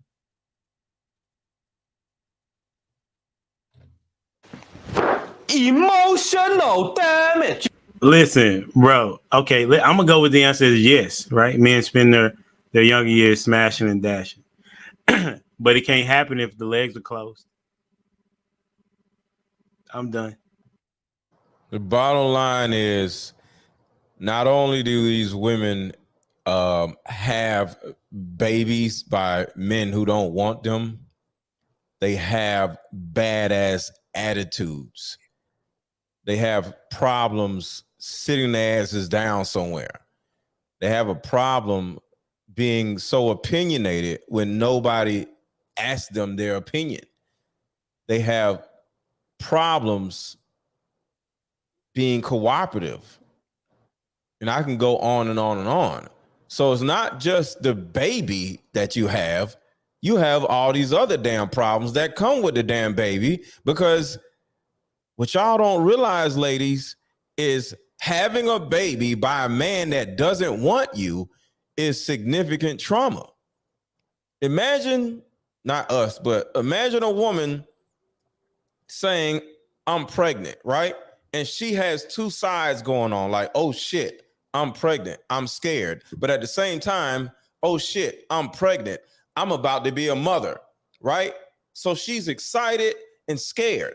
So the number one thing this particular woman needs is encouragement, or, you know, somebody to say it's going to be okay. And then she runs into the man that, well, not runs into, she goes up to the man that got her pregnant, and he either says, oh, it ain't none of mine, or either, well, you going to get rid of it? It sucks the life out of her, because she's like, I'm about to be a mother. Like, you know, because every woman, or almost every woman, that's a beautiful thing for her. Like, I'm about to be a mother, right? It's almost like a dude about to get drafted by the NFL. Oh, I'm about to be something that I wasn't yesterday, you know? Oh, and then you turn around and you're like, yo, I'm about to be a mother. And he turns around and be like, yo, get rid of it, or do this, or it ain't none of mine, or bitch, get out of my face. Now she's like, oh shit, I'm about to go through this by myself. That's trauma. So it's not only a baby, a little fatherless, big-headed ass baby that we got to deal with. We also got to deal with the trauma that came from you having this big-headed ass baby by yourself in the hospital. And the only person that came was your auntie, because your mama didn't even want to come and help you with the damn baby. So it's not just the baby that we got to deal with, that we got to clean up. We got to deal with all of the shrapnel that came with having a damn baby, with your mama, your cousin, and all these people judging her for being a damn single mama. And you know what I'm saying? And the baby daddy drama you got to deal with, the abandonment that just hit you in the head when you said you was pregnant, and you know, you don't know what to do with yourself. That's trauma, y'all. So it's not just a baby, it's all of the other shit that go on top of it. But if you would have set your ass down when you realize that, all right, these dudes just want to smash, because most dudes will tell you they just want to, well, I ain't gonna, at that age, they do be lying or whatever, but goddamn, if somebody would have taught your ass what relationships actually are, you'll realize, like, okay, this has to go somewhere. And a young boy can't take it nowhere because he's 20 years old. Stop fucking, ladies. So you make a good point, Mr. Let Go, about what relationships truly are, right? And I'm only going to address Black women here because it was a Black woman who wrote paragraph, at least according to profile photo. I see that we're dealing with Black women having higher divorce rates than any other demographic. The divorce rate is significantly higher than their marriage rate, right? So for the men who are committing, for the men who are looking to establish families, why isn't it working, right? And what qualifies you to be a wife beyond just being a woman, right? And beyond just being willing to settle down with a man and bear children? right? And once you get in this union, how do you stay in it? You know what I mean? You're talking about young people. Okay, even if we are talking about young people, young men smashing, dashing, okay. Young men, you're talking about young men who aren't ready to be husbands yet. Fine. Okay, so now you get one that is. Do you know what to do then? I mean, it's both of your responsibility to hold your marriage together, but are we wanting things that we aren't prepared for? Instead of focusing so much on that, how about focusing on preparing yourself to be a wife for a man who deems you qualified, who wants to be your husband, who thinks that you have these wifely attributes? And he could be wrong. He will find out if he's wrong once you get in the union, seeing whether or not it's going to last. So instead of worrying about what everybody else is doing, I think we need to do more focus on self, and not women specifically who take that stance. That's exactly who I'm talking to, rather. Focus on whether or not you are qualified to be a wife.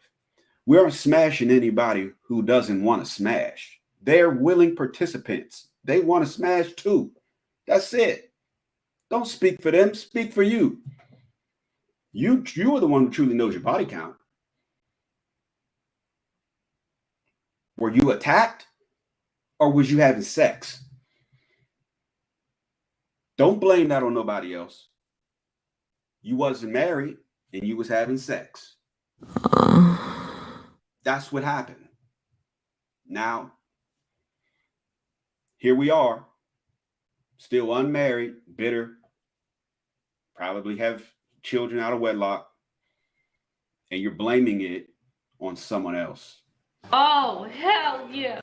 Time for some accountability, but we don't want to take it. We're going to write long paragraphs about what went wrong and how it wasn't our fault and the problem with the quality of men out there. Are you quality? So I'm going to pass the mic, but it's some things to think about. Not real. I think at this point, man, I'm going to tell you, bro, I don't think that accountability is ever coming. Bro. It's never coming.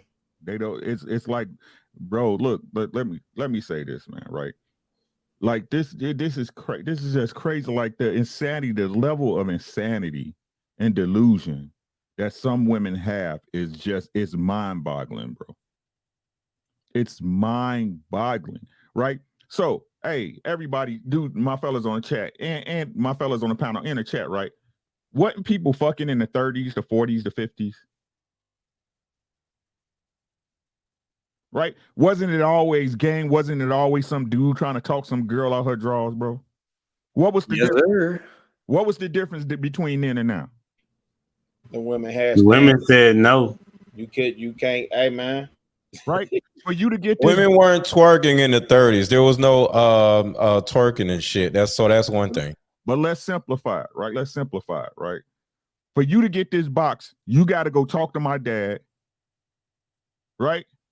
Bring that shit through, and maybe we can get married. It also wasn't celebrated. Like there were women that were having sex before marriage, but it wasn't celebrated. Right. If it was weddings. Again, let's be honest, right? If it was back then, right, and you got pregnant, what they do? The family hid you. They pulled you out of school. They sent you down south to your grandmama's house. Or told you y'all need to get married. Right? Exactly. That's the difference. Ladies, y'all can't sit up here and have this fucking feminist movement with sexual liberation and don't take no fucking responsibility. This what y'all think it is. Oh, I can fuck whoever I want, whenever I want. My body don't belong to you, but you ain't accountable for it. My body, my choice.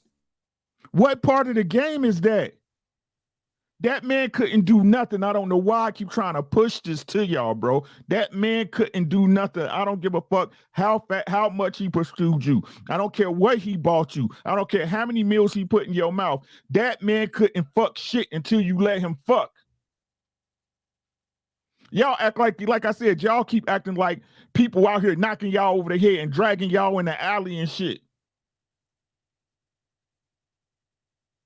This is the game. Y'all the one who keep trying to subvert it. Y'all the ones who don't want to play it right. Y'all want to play it by y'all own rules and think y'all gonna get the best results when the rules been set since time eternal. And y'all wonder why y'all losing out here.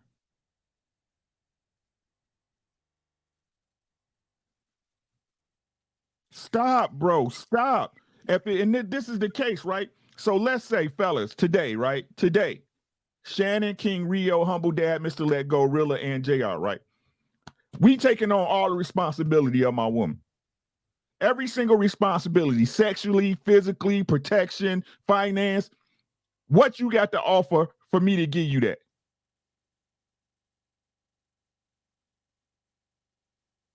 I'm gonna take you on everything. I'm gonna take you on everything. All y'all got to do is fall in line, and y'all don't want to do that. Y'all don't want to even acknowledge y'all man as the king of his house. Y'all put Jesus over the man in y'all house. Even though it's your man going out there breaking his back every day to make it happen for y'all.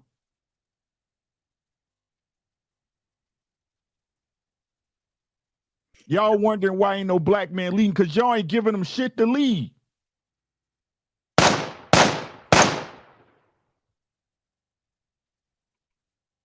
What's a captain without an army?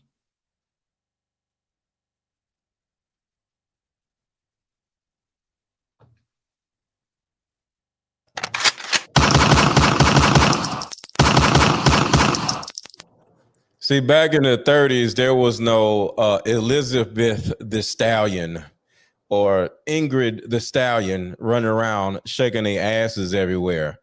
You know what I'm saying? All this stupid ass shaking that you ladies seem to not be able to stop doing is part of the issue. And it wasn't so many single mothers left and right. Like virtually every black woman you see is a goddamn single mother. That wasn't going on in the 30s either.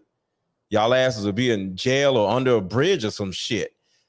And another thing, the government wasn't paying y'all checks to be single mothers back in the 30s. That is the biggest thing right there. The reason why y'all asses got all these damn babies is because the government is paying you to have all these damn babies. So that is the biggest reason why back in the 30s, 40s, and 50s, all this stupid shit wasn't going on. The government wasn't incentivizing y'all goofballs to keep having these fatherless babies. That's the biggest thing. The government stepped in and said, hey, how about we start paying them to ruin black people? Let's see if they'll do it. And y'all ass in line trying to get pregnant by damn homeless dudes just so y'all can get a damn check. That's the difference. Look, and I bet they didn't sexualize sweatpants back then either. Huh. But they looking for love. There are married women right now who feel insecure about their husbands stepping out the door in sweatpants because they know that there are women outside who are looking for dick prints. That's the quality sample that's outside. Somebody tell me I'm lying. This is a different era. This is a completely different era. You know what I mean? And so let's stop pretending like men are the only people walking this planet who sexualize things. Women are doing it too. You know what I mean? Like, how about we start taking accountability for our own spheres, right? Us kings sitting here talking and we trying to give each other game, right? But all the women in the chat know more than a handful of women, I'm sure, who have that type of mindset. But Rio, it's like Ricky say, it's never you, not you. It's never you. And here's the other thing. This is what I was thinking about while all y'all brothers was talking, right? What's funny is, you know, Rio, you could chin check me. Shannon could chin check me. Any one of y'all brothers could chin check me on the. I don't even really know all of y'all like that, right? But guess what has to happen when y'all chin check me? I got to eat that. As a man, I have to eat that.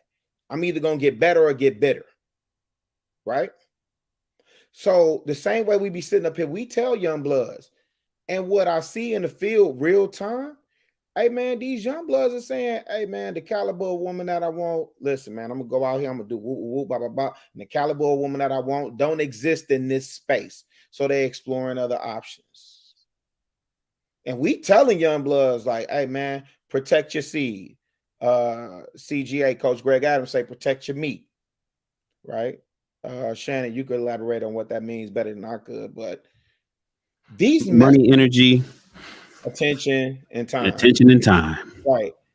And so the message is going out to the young bloods.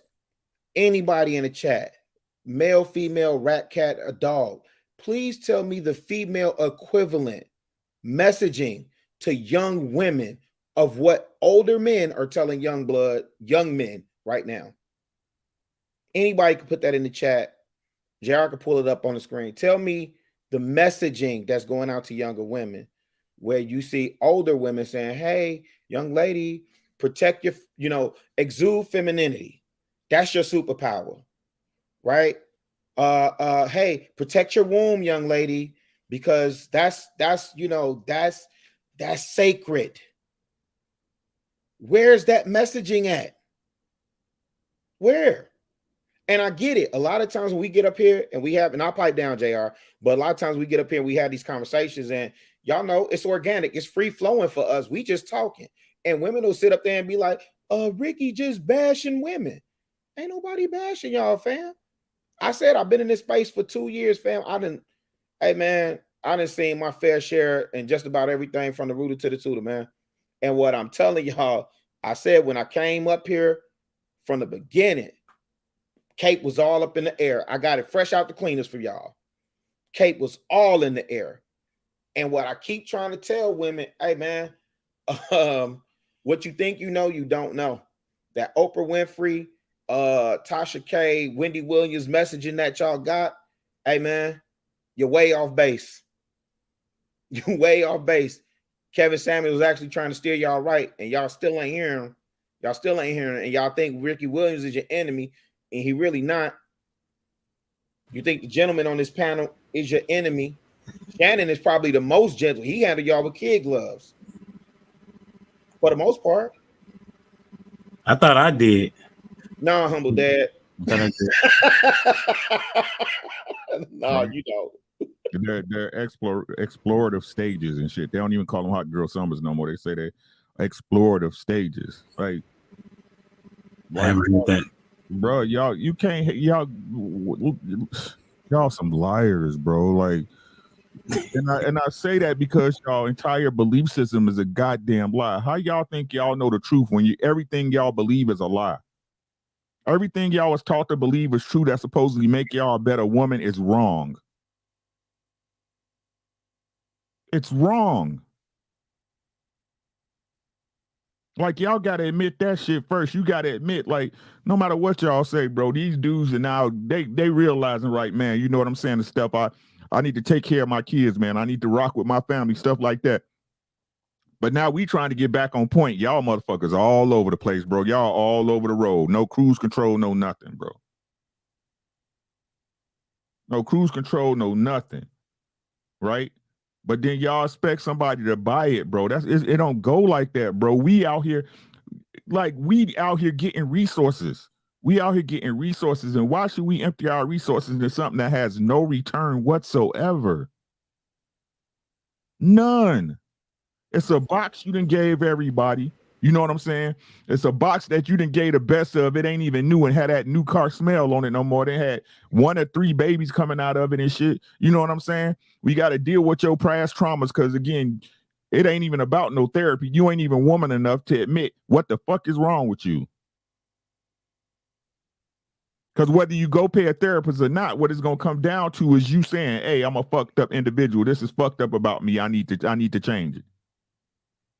So you can pay $200 an hour, or you can make the changes yourself. But that's beneath y'all. You know what I'm saying? Y'all better than a black man. You know what I'm saying? Y'all don't need them. But it's funny how y'all don't need us, but at the end of the day, y'all always complaining about us. Like, if you don't care, why you speaking on it? Go divest. Girl, go get you a white man. What's the hold up?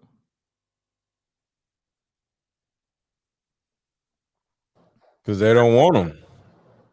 That's the truth. White men don't want these damn women because shit. Nobody wants to deal with a damn woman who don't want to sit her ass down and listen. That's just simple. So who the hell else gonna want you? And I'm not saying we don't want you, but we don't want you in the state you're in. You got to get put back in the oven and get reheated or some shit. So wow. I was going man, that threw me. I was gonna say, gentlemen, how many of you all have standards? I can explain my standards. Right. Okay. So so women. All right, I'm gonna ask you like this. So all of y'all have standards. Who can talk you out of your standards? Nobody. Once I stand on it, I stand on it. You got to come with empirical evidence to change my mind. Right. So here's my point. So the women that are saying that a dude talked her out her panties, basically, says that you're saying that you had a standard and this dude talked you out your standard. So what that means that's why it goes back to what Ricky's saying, that you would be lying to say, you know what, before I slept with him, my mindset was for him to love me in a way or to have me be his wife, right? And then he was like, nah, you know what I'm saying? He hit you with whatever wordplay he did for you to change your standard. No, the thing is that you did not have a standard in the beginning to say that, you know what I'm saying, you got to put a ring on it before we get busy, or we got to get 6 months or 12 months into it. It was just a matter of, you know what I'm saying, I'm attracted to you, so I'm going to go ahead and give you some type of deal. So women and men as well, you need to have standards, and nobody should be able to knock you off your square. And then that's why you can't make excuses for why somebody did something. So you can't say men out here smashing and dashing in their younger years. That's a true statement. You know what I'm saying? I would say I know back in my day for sure. But I can't have sex with no woman if she's not down with it. That's what we keep trying to say. And there's no way that I can talk you out of your panties if you wasn't willing to already give them to me. Right? And so at the end of the day, it comes back to accountability. And if you're not willing to hold yourself accountable, then change cannot take place. Hey, yo, humble dad, can I just share this story again? Just real quick, JR, before you move on. Honestly, because I remember sharing this on this platform before and people was saying whatever they was going to say. I remember when, before me and my wife got married, I remember one of the first times we was chopping. I was still living in Detroit. One of the first times I came back to the crib, and obviously, you know, like I got family here. So one of the reasons why I came home was to see family, but obviously to see her too. And man, it was a minute before we linked up. We didn't link up the first time. I had so much more respect for her, so much more admiration for her. And what I'm saying is, because I hear the ladies all the time say, well, if the men wasn't, and if the men would just get on their dick discipline and whoop-de-woo, blase splee. No, baby girl, you control access to sex, lady. Keep your legs closed, man. We gonna respect that. Ain't no dude. You know what men have been trained to do now, even before this Me Too era, even before the Me Too era. Ladies have trained us. No means no. May I give you a kiss? Can I hug you? Right. No means no. Is it okay for me to touch you here? I mean, look, Ricky, if you in the middle, your pants drop, the whole nine, she say, you know what? I changed my mind. Guess what you got to do? Man, pull them back up. Go ahead about your long head. That's what men are trained to do now. Bro, like why is this strong arm in y'all coochie, man? Why is this concept so hard for women to receive? Right? If you out on the street and you in your car and you drive and you see a bum begging for change, right? Is the bum wrong for begging, or are you wrong for giving them change?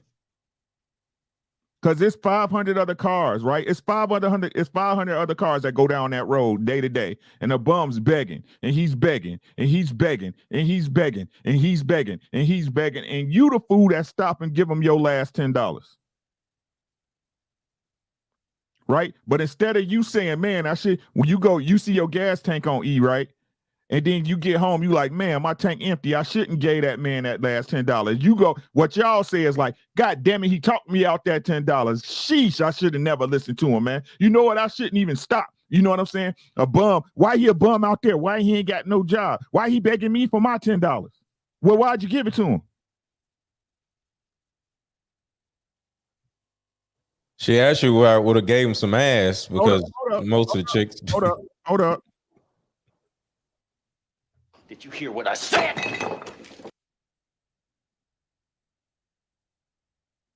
You got to go for the drama, right? Was he wrong for begging, or was you wrong giving it to him?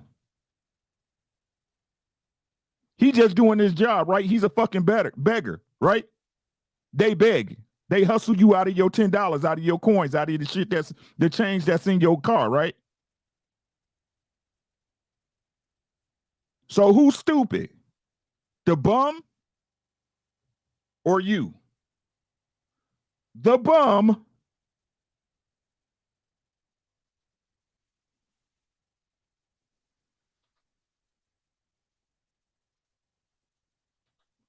or you? That's all I got, Mr. Lego. No, all I'm saying is these women are going to give the bums some ass, not $10, because that if you just think about who these women are having babies with. What you did there. Yeah, if you think about how many of these women are having babies by bums, you know, she'll give a man some ass and let him move in with her instead of the damn $10. You know, like who do you think these women are living in their houses? Bums. The typical black man that these women are having babies with are bums. They literally are homeless. They live with their cousin, their mama, their auntie, or the last girlfriend. They literally are bums. The only difference is they're just not standing on the side of the road stinking. So women don't give out $10. They give out ass because, like I said, the government is giving out welfare benefits. So she just wants somebody to nut her so she can get some damn money from the damn government. Oh, shit. Here we go again. And shout out to the ladies who think you above all the government benefits, but you got a student loan from the damn government that your ass ain't paid back, but you want to run around saying you independent. So you the same one. And y'all independent women, y'all out here screwing bums too. Because you can't find a man that's on your level. So you got to let a bum live in your damn house, but your ass got 3 degrees. Huh. All right. Guys are just tuning in. Welcome to King Talk. Make sure you get them likes up. Also, make sure you subscribe to the channel. We are almost to the meat of the conversation. And we know the ladies like the meat, as we seen earlier. I know Rilla was trying to get to the meat pause, but he was trying to get to the meat a little bit too early, man. That's so messed up. I was trying to give the meat. Pause that, man. I was trying to give the meat too early, man. Yeah. Yeah, this conversation get a little twisted. Let me go to get to these super chats, Ricky. Got you, bro. Nurse Fancy, what's up, sis? Congratulations again on your nuptials. Playing C. What's going on? I know she was. Yeah, man. She got locked down. She allowed somebody to lock. I'm just talking about these super chats that was coming through from kind of weird. Oh, she said. Nurse Fancy said, plancpills.org, deletion pills, use mail forwarding. Ooh. Nurse Fancy, talk to a free lawyer. 1-8444-X68-2812. No criminal. Hold on, the views expressed. Hallie Speaks, how you doing? Genuine question. Why do you all think women choose whole culture over chastity? Because they do. Next question. The retired guy 319. Family story. After getting mom's pregnant, grandfather was on my dad's doorstep with gun in hand saying justice of the peace or else. I'm the youngest of 5 kids, so Pops chose marriage. To answer that last question, it's empowering.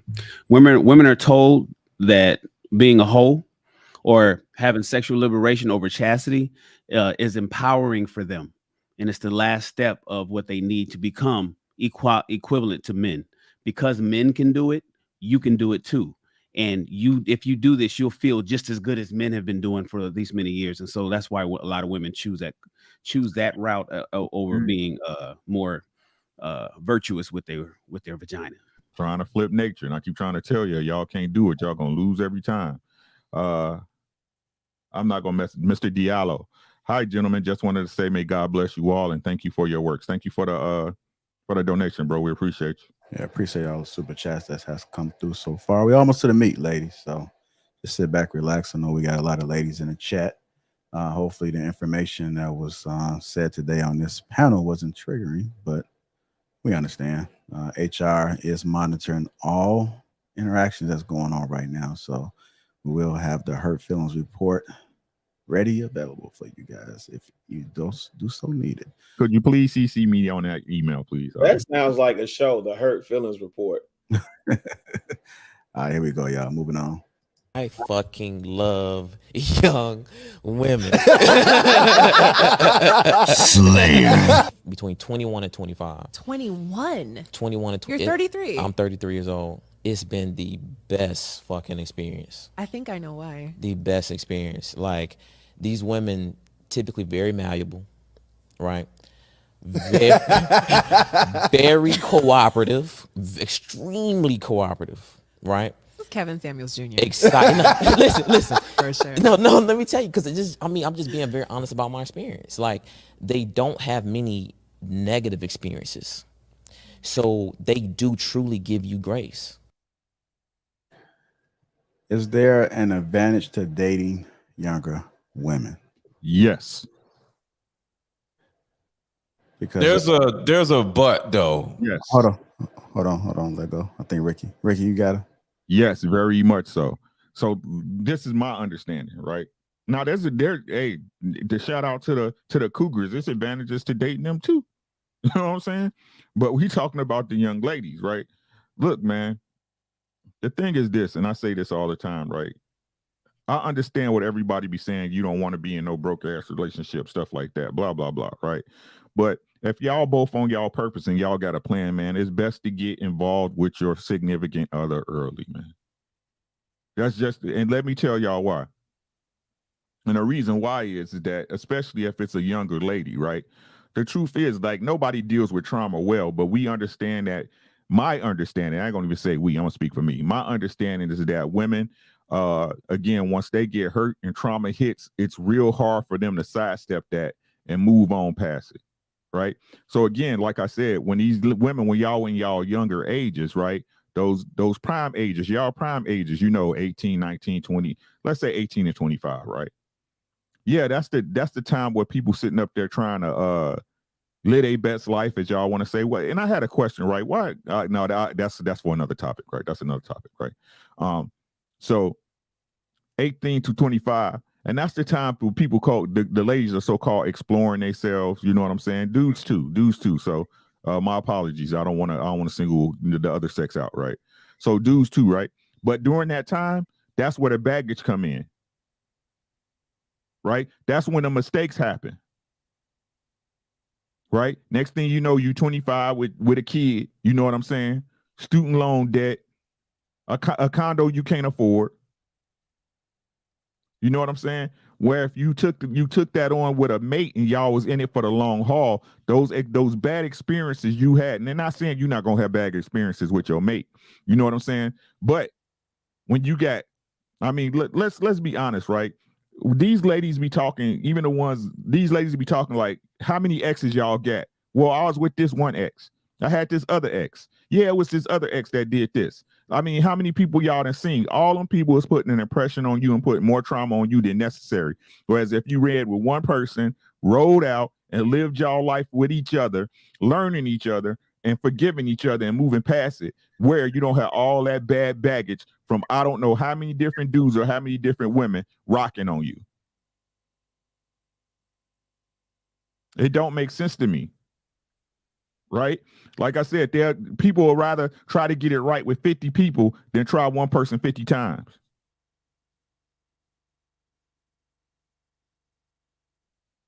Where's the logic in that?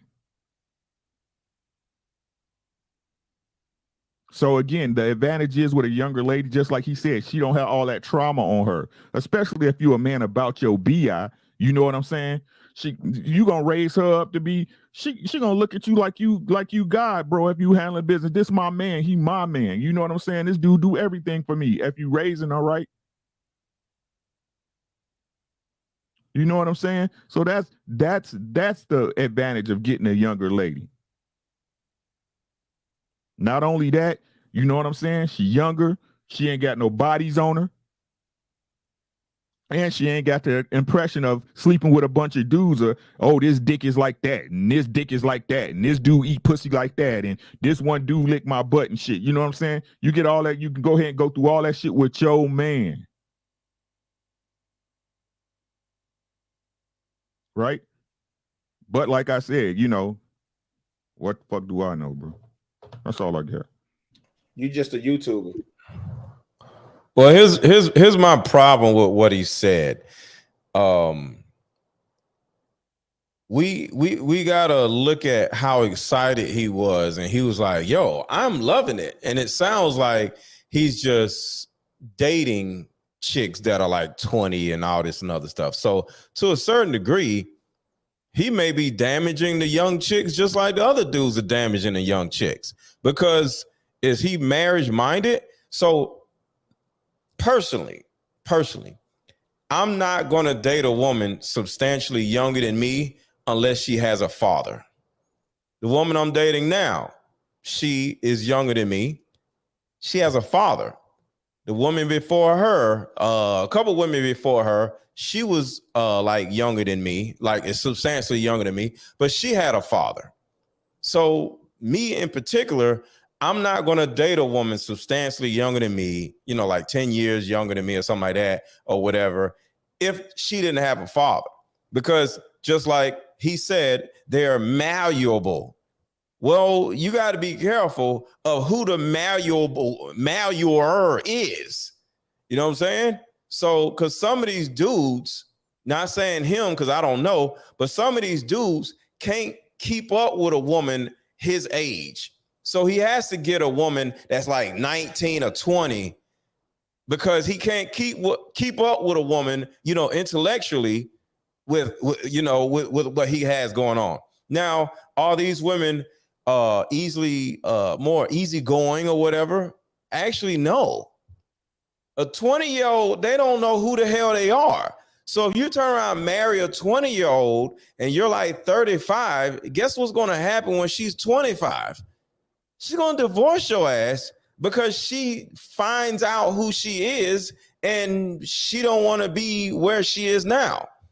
Because what some people may not know is the human brain doesn't fully form all of its neurons until the age of 24, 25. So between the age of 20 and 25, she's still growing from a neurological standpoint. She don't know who the fuck she is. She don't know the fuck she want to do. She's 20 years old. Now, like I said, it sounds like he's just running through 20-year-olds, and I may be wrong, but at the end of the day, is it right? No. But does it make sense? Yes, because the 20-year-old ain't going to challenge you. A 20-year-old just going to let you want to go over here? Okay. You want to do this? Okay. You want to do that? She don't know nothing. But with Ricky's point, at least you don't have to worry about this young woman with all this trauma and all these problems and all these babies. So you catch her before she ruins her own damn life, you might have something. But at the same time, what are your intentions with this woman? he was a little too excited to be like, oh yes, I love these young chicks. I'm having a ball. I don't know about that, you know? So I'm looking at the dude a little different, but I actually can understand where he's coming from, but not no damn 20-year-old. If he would have been like 25, I'm just saying, but he was sounding a little Andrew Tate-ish, to be honest with you. Hold on for anybody else go. I want to ask this question real quick. Say a guy is 30. Like, what's the youngest he should go?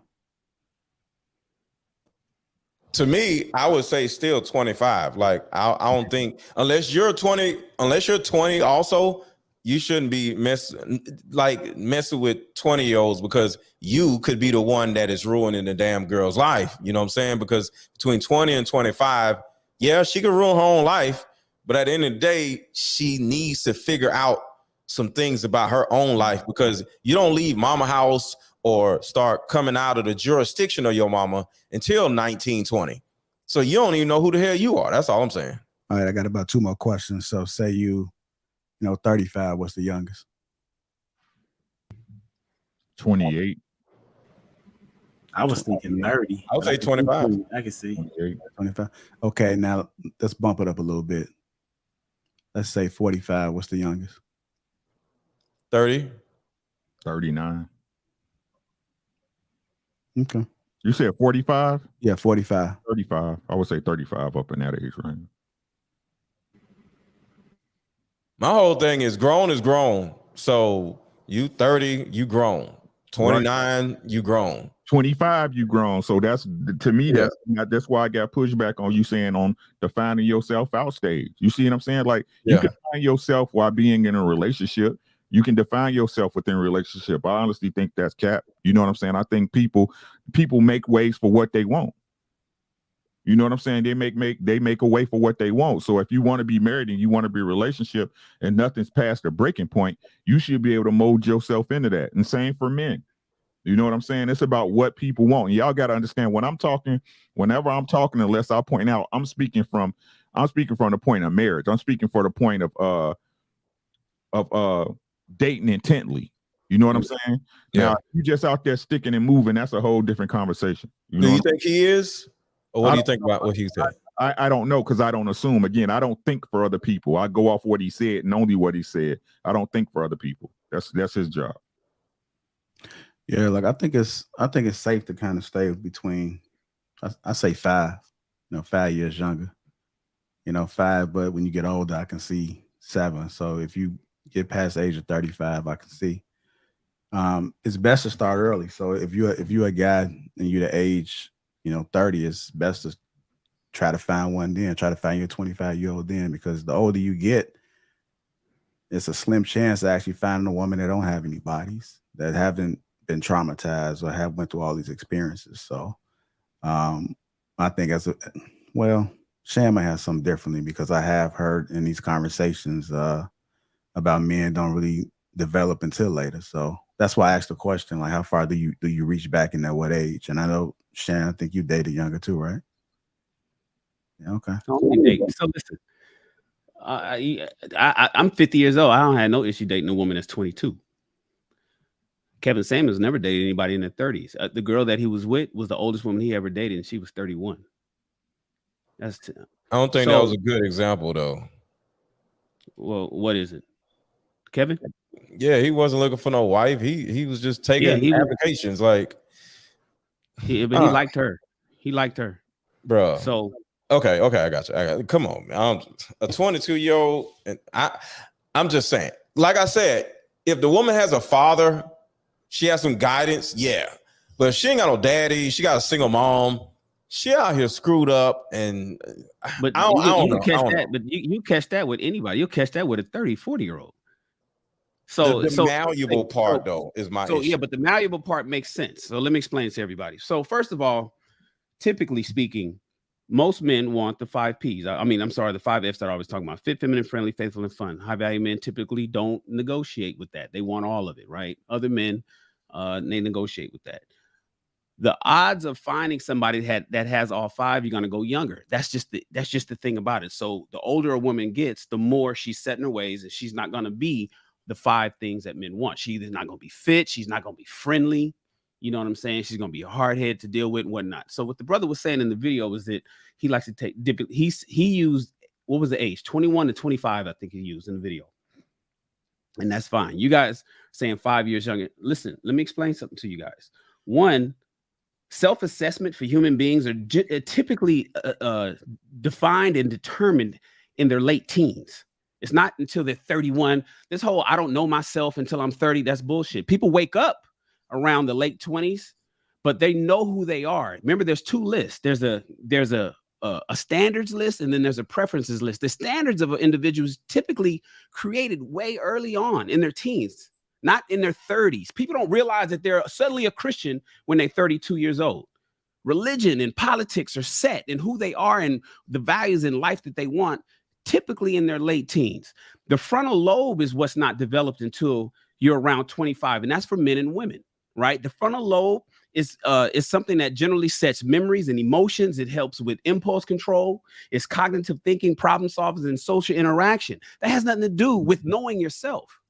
In fact, you typically want to find somebody who doesn't have their frontal lobe developed, because that's where you kind of mold, and that's what it means. And a lot of people look at it, oh, you're trying to control the young. No, it's not about control. It's not about having a concubine or a yes woman or a Stepford wife. It's saying, listen, this is how I feel about real estate. What do you think? Well, you know what? I'd like to understand what you're quicker to listen to somebody who's talking about cryptocurrency, real estate, podcasting, investing, entrepreneurship, as opposed to somebody who's already had their frontal lobe solidified, locked in, and now, oh, well, I think that's just stupid. I don't want to get involved in that. I heard about that. I'm done with that.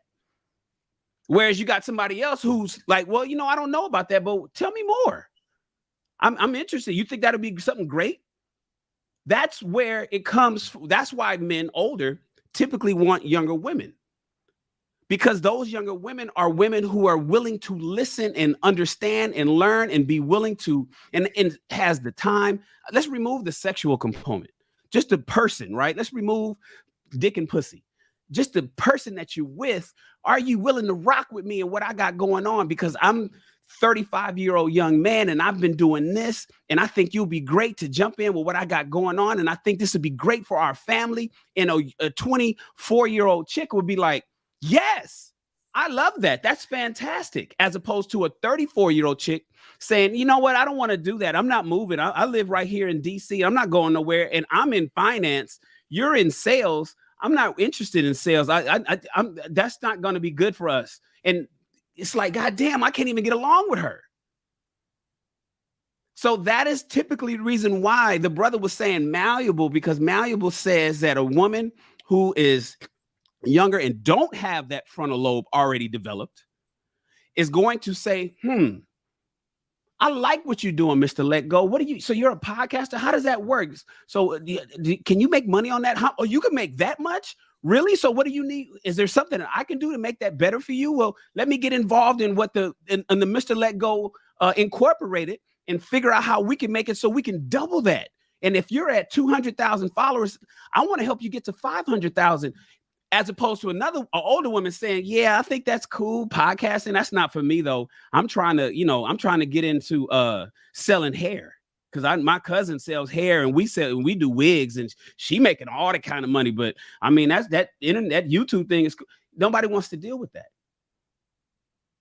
So it's simply fit, feminine, friendly, faithful, and fun friendly. The one in the middle being the most important. That's where cooperation comes in. That's where being joining a man's program. And the older a woman gets, the harder it is for her to reprogram her hardware. As we use computer analogies, right? Especially if she had trauma. Not to cut you off, but especially if she had trauma. Yeah, especially if she had trauma. Less trauma, the younger the age, the less the trauma. So it's like, damn, I can't even upload new firmware to this woman to join on to what I got going on. She keeps rejecting the software I'm trying to give her. Whereas the younger woman is like, oh, shit, feed me the new software. I gotta, you know, I'm feed it to me. I'm ready for the new firmware update that's gonna work for Humble Dad agents. You're a doctor now. Well, what do you do? Well, okay, what are you gonna open a new practice? Excited about you opening your own practice, and excited about everything that you're doing, and you challenge your, you know, I mean, you became a doctor, and she's excited about that, as opposed to somebody else saying, oh, okay, that's cool. I'm a doctor too. And so just want to put that out there, that necessarily it's not so much about finding, you know, one of the biggest arguments that a lot of older women get, oh, what you got to talk to a young woman about? Same thing I'm talking to you about. In fact, it's harder to talk to you about it. And shit, it's a whole lot of silent relationships. Get in the car, you guys going somewhere, and ain't nobody talking about nothing in the car. Quiet as a motherfucker. The whole trip there. The whole trip home is quiet. Get in the house, you ain't talking about nothing. Surface level shit. Oftentimes, some people who have a sponge as a brain and wants to know stuff, those conversations be great. Like, so explain to me, you know, one of the top 3 things that women say that they want, I want a man that can teach me something, right? And men want to teach. Well, who wants to learn? The old woman that knows everything, and then when you tell her something, she challenges you. You got to prove it to her and be like, God damn, I said the same thing that your friend said, but you didn't believe it when I told you. Suddenly they say the same thing that I told you, and all of a sudden it's gospel now. You know what I'm talking about, fellas, with the older women. That's what we run into. But the younger woman is like, okay, well, tell me all about it. Tell me all about boxing. I don't know if that's a necessarily, I can see you saying the younger woman, but what I've found is connected to what Mr. Let Go said, which is the woman that has a father in her life. Well, yeah, that's a standard. You know, I get that. And that's the number one thing I said.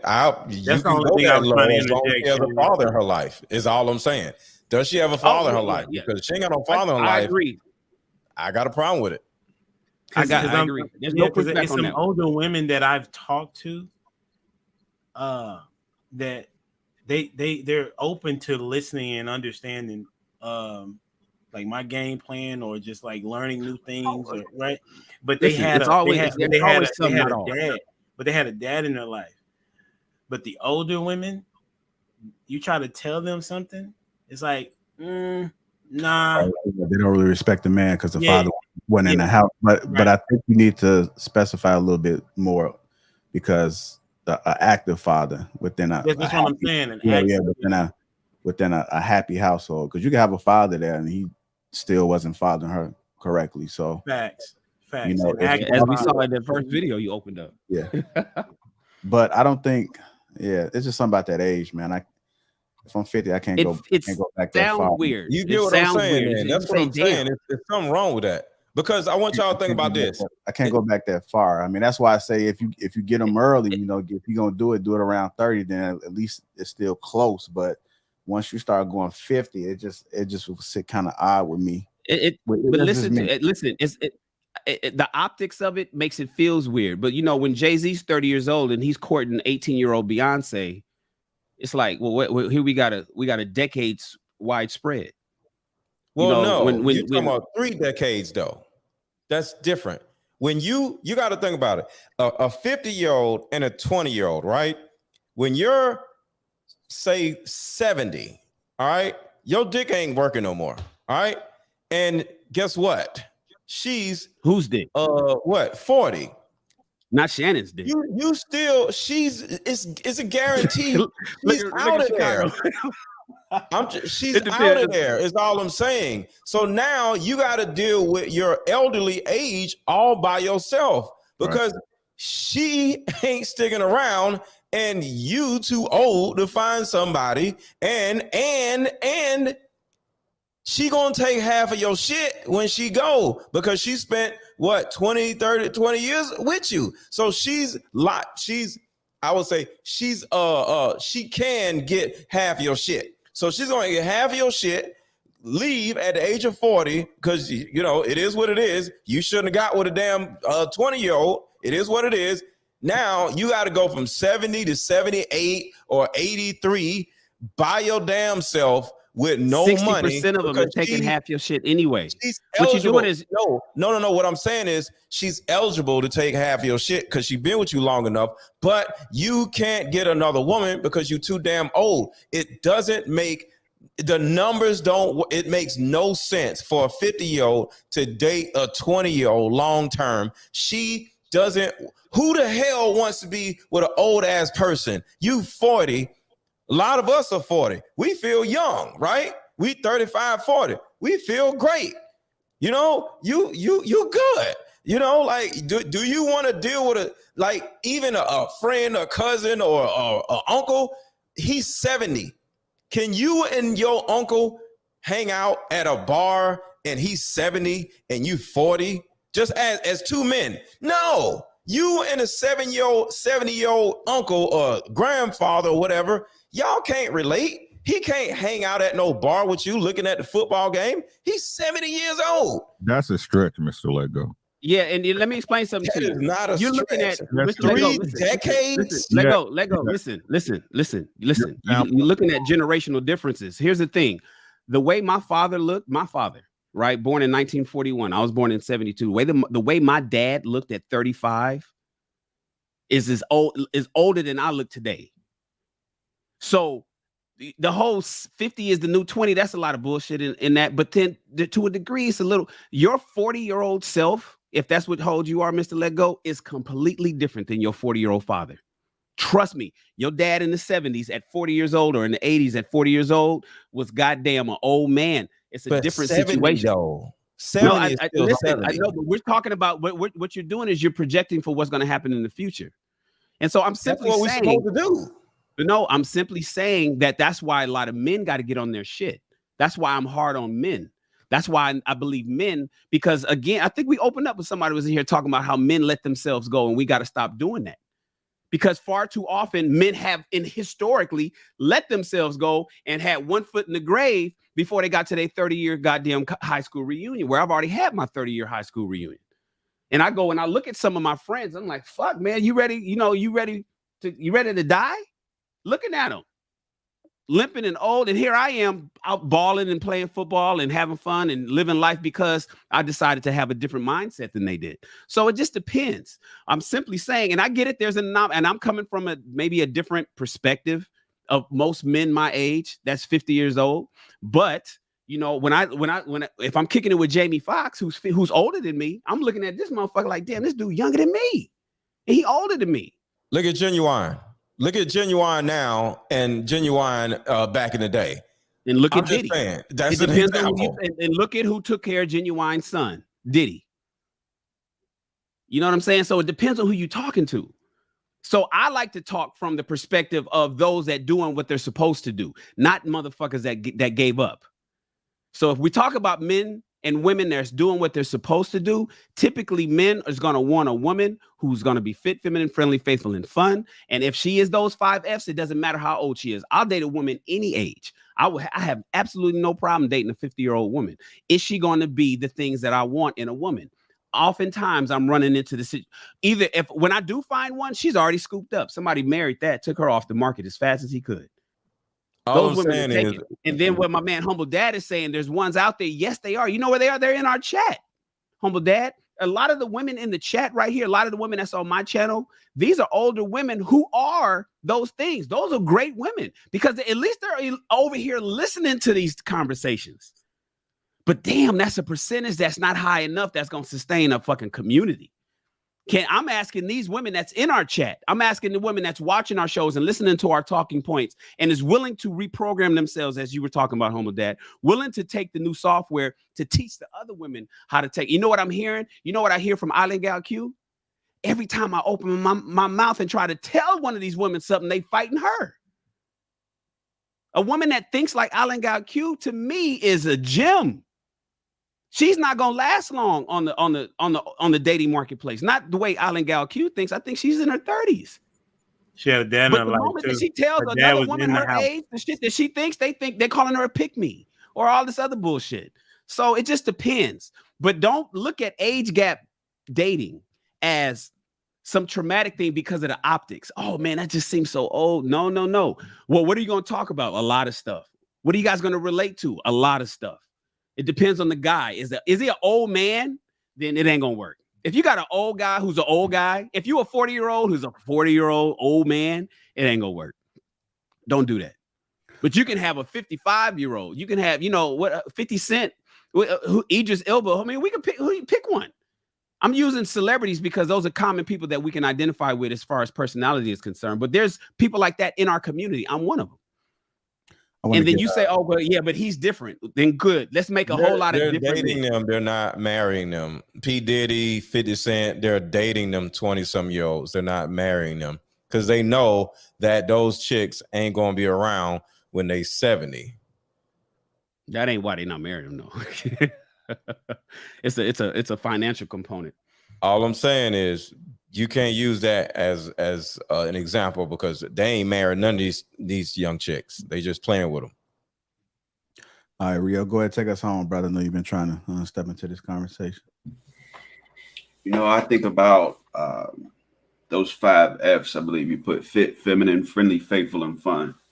And I think about the fact that feminine, I think, is at the core of all of the other qualities, right? I think a real feminine woman she cares about her appearance, right? Friendly, her demeanor, so to speak. You know what I mean? If it's feminine, then 9 times out of 10, you're going to find that she's friendly in nature, right? In nature. But loyal to you, right? And that's what we talk about, faithful, loyalty. She wants to be loyal to one man, right? She's not on a prowl because she doesn't necessarily have that masculine energy that some women are carrying. Fun, enjoyable, and likes to have fun. These are all really basic things that I think just come along with her femininity. So I think part of the issue that we're having now is that we are finding women that aren't so feminine anymore, right? And so regardless of her age, how do we make sure that we are vetting properly for feminine women and who also have wifely quality? So we're looking at holidays will be coming up soon. The summer's going to end. Who are you going to bring over for the men who aren't married? Who would you bring to your family function? Right? And do we still have those old standards as far as how she is to present herself? And does that matter to us as far as what our tribe thinks in the way that she presents herself? You know what I mean? Does she wait for you to open the door? Right? Does she sit up straight, cross her legs? Does she speak politely and with manners to your family members, to your mother, your grandmother? When the women are getting ready to go in and prepare the food or whatever, does she offer a hand or does she sit there with the men? Right? Is she the loudest one at the damn spades table? Is she aggressive? You know what I'm saying? Like all of those things that typically the elder people within your tribe are paying attention to, because typically the older women who care about you are paying attention to whether or not you got someone of wifely quality on your arm. So does that matter anymore? Because I think feminine women who were raised by feminine women who were wives don't necessarily have such an issue fitting the bill there. They snatched. They not available no more. They snatched up. Man. And so with women, with young women, it's very important not only for them to have fathers in their households, but also to have quality women to emulate. You know what I mean? And so that's the thing. We have to be more intentional about, okay, yeah, she good for me in the street, but is she good enough for me to bring to my tribe? Right? And will she embarrass me, or will I walk out feeling proud as if, you know what, I got a good one? Because you'll get certain nods and you'll see the interaction, and people who care about you will almost affirm, like, okay, you know what I mean? This is somebody that's going to add some. This is somebody who's going to be able to take care of the things that women care for in way of nurturing. Right? And so we have to decide that that's important. Like, I understand, okay, she may look amazing, fantastic. All right, that's first thing. Glad we got that out the way. Now, because we all just talked about getting old. Who do you want taking care of you? Right? Because I mean, the chances are we're gonna age faster, we're gonna die first. Who you want taking care of you? You know what I mean? And we talked about the general consensus. We got brothers in their 30s, their 40s, their 50s. We got that. We have to think like that, right? Especially if we working hard, we busting our ass. We'll literally do anything for our families. That puts wear and tear on you at times. You know what I mean? And this is part of the reason why we go early. Not everybody fits the bill to have her seat. Whoever that may be. Hey, hell, listen, we're going to smash regardless, but that don't mean we bring them into our tribes. So I think a lot of the ones that don't qualify need to be left on the outside long enough for other women to notice that this is what requires to get inside. Instead of just taking in anything and regretting it later, or having to go through divorce and they taking all your shit. A lot of us is raising young men to make sure that we giving them that game so that they don't walk into that trap.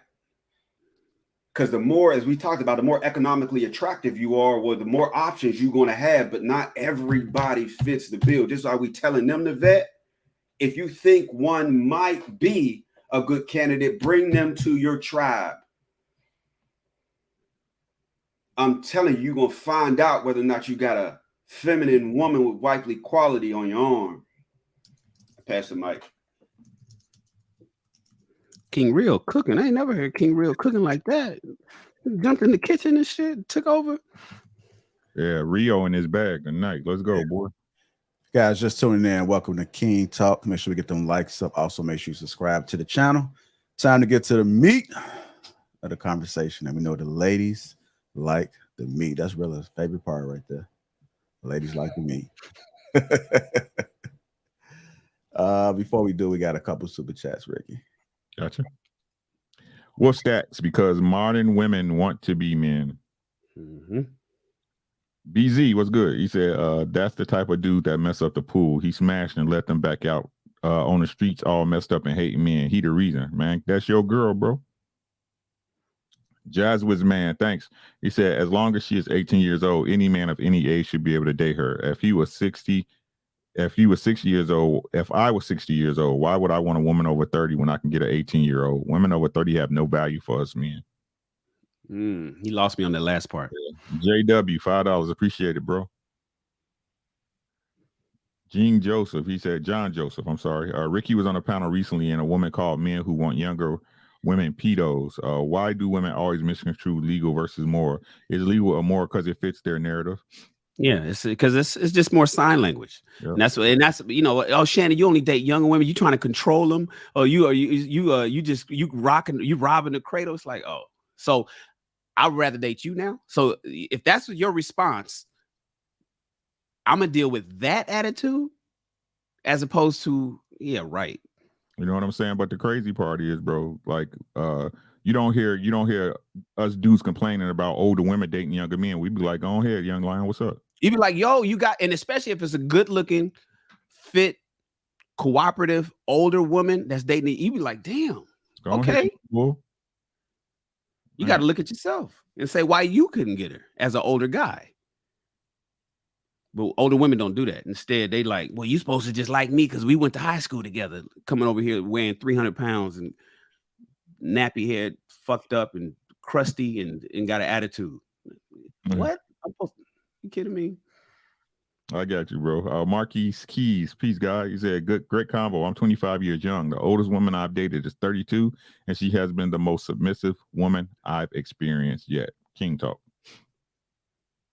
Jay, what's up, OG? He said, 70 years old, you're going to need a popsicle stick and some duct tape, especially if your heart can't take variety. Look, I want to say something, man. My wife's granddaddy, bro, was 72, still pumping them, bro.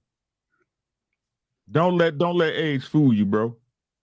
It depends on who you are. Right? It's how you take care of yourself. And that's the problem. I want to push back with Vince to let go, right?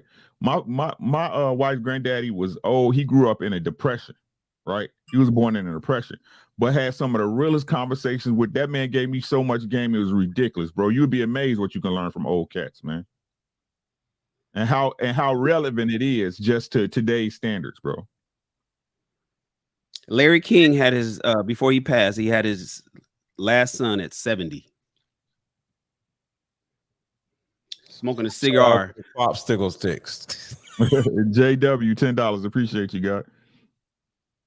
That was one more. I fucking clicked it off by accident.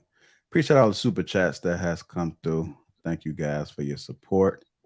Here it is right here. I think he sent 2 of them. Another one, yeah. JW, appreciate it again, bro. All right. Thanks for the donate. All right, y'all. Trying to get to the meat of the conversation. Here we go. Can a man have a productive housewife while still supporting her goals? Can a man have a productive housewife while still supporting her goals? We'll go to Humble Dad and Rio first, and then Rella. Well, I would say yes. And it kind of depends on what her goals are as well. So I give that caveat. You know, if I go back and for me, you know, my personal experience, my late wife, her goal was to be a stay-at-home mom, right? And she wanted to homeschool the kids, right? And so she was very productive as a housewife, you know, whether it was meals, you know, or whether taking the kids to wherever they need to get to, you know what I'm saying? She fulfilled her role in the goal, and I help her reach those goals as well. The lady that I'm with now, she's a business owner. You know, she's not my wife yet, but as far as how she deals with my kids, she loves them as her own. She does their hair. She cooks meals. She makes sure she check on them and see how they're doing, and very involved in their lives. And so one of the things I do to help her with her goals is, you know, if she need me to put up some things in her shop, I do that. If she need me to do certain things to help her with her business, I do. So I believe so that a man that's on his purpose and has goals for his family should also be okay with his wife having goals and helping her reach her goals, because that's what leaders do. Leaders should be able to get to their goals and help others reach their goals. So I would say she can definitely be productive. All right, what are your thoughts about it, Rio? So if we agree for her to be a housewife, right? That's the plan. That's what we've designed going into that marriage. Then ultimately we've agreed that her role would be to be at home. Our family is her top priority. Nurturing our children, priority. Multiplying what I pour in, priority, right? With that being said, it doesn't necessarily mean her dreams and aspirations and all that go to the wayside. But if we've decided that housewife is what you are to be now, then I have to do everything that I have to support you to thrive in that role. And sometimes that means that we can't deviate from the plan, right? If we get distracted by every whim, then it may interfere with us being successful and us getting to where we're going. It doesn't necessarily mean that this should be the only thing going on in her life, but her ability to juggle what she already has going without the quality of effort that she puts into that, falling and taking a backslide, then I say, hey, more power to you. You know what I mean? I'm going to support you in everything that you need to do in order to have a well-rounded life. Okay. Now, after that, Kids only say kids for so long. Okay, they're in school. They're catching the bus. They don't even want you to walk them to the stop and everything like that. We're different phases in life that we Right. go through. People act like that's all their life. Like they Right. all for the rest of their life they raising kids. Right. So at that point, man, maximize that amount of time and opportunity that you have and be great. We should support each other. But like I said, if we devise a plan, let's stick to the different phases of that plan so that we are successful. And I think it's my role to keep us on course. That's what I got. All right. Rilla? All right. I'm gonna be short and sweet. I do want to say this to the chat, man. I love y'all, but y'all playing with these likes, man. I don't know why we gotta do this every week, man. Get these likes up. Y'all don't want to hear JR go to commercial break and say it's too early. Go ahead and get these likes up, man. You know what to do when you come in the door. Hit the likes up, family. Come on, let's get the likes up if you haven't already. I see Logic in that work in the chat. Come on, I see We Matt. appreciate donations before what the brothers. Get these likes up, family. Yeah, we appreciate the donations and all that, man. Before what the brothers be spitting, man. Them likes help get this messaging out to a lot more people. I thought Humble Dad was gonna hit on this, and I know it's cliche, but Proverbs has a whole chapter dedicated to this. It's the last chapter of Proverbs. And I know, sisters, y'all empowered. Y'all done took it. Y'all done misused it, abused it.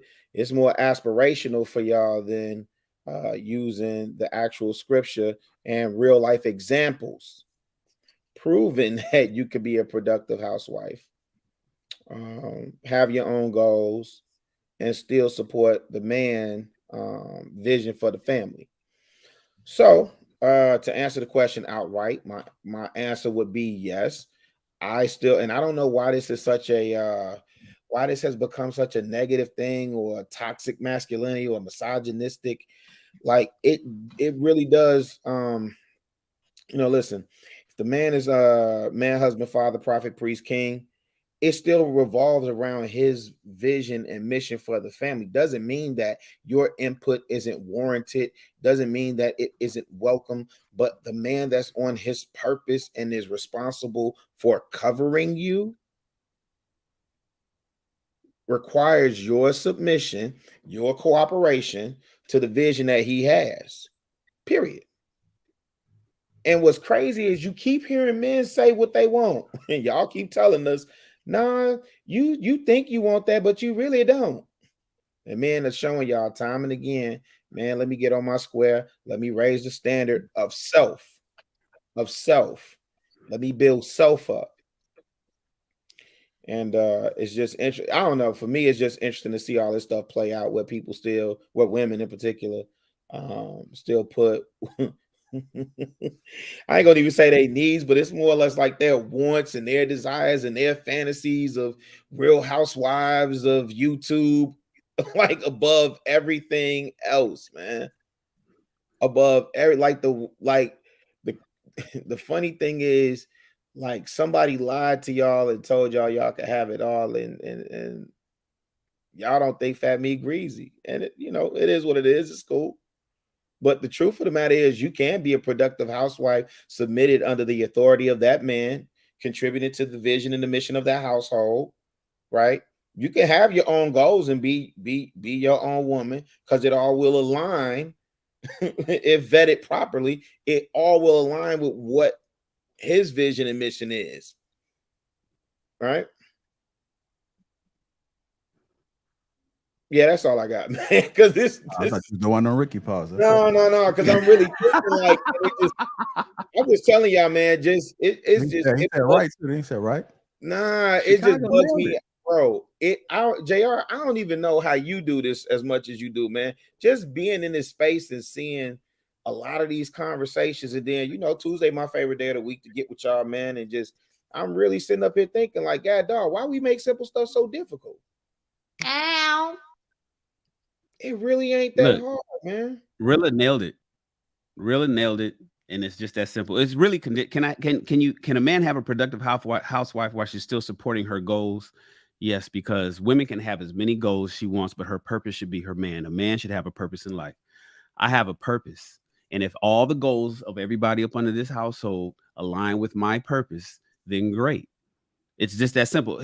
Ladies, for all the ladies out there that get tired of hearing men say, oh, you don't care about our degrees. You don't want us to listen. The reason why men are not concerned about a woman's degree is because if it doesn't align, as really so eloquently just explained to you guys, if your degree does not align with his purpose, then what's the fucking point? What good is it?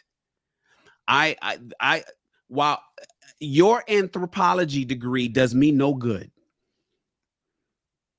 there's nothing I can do with your Black history degree. I was about to say Black studies, bro. There's nothing I can do with that. I'm glad that you can quote W.E. Du Bois all day long. I'm glad you understand all the wonderful things that's happened in digging up fossils. That does what I got going on and what I'm building. I don't need to know about dinosaurs. I just don't. And it's not helping my purpose.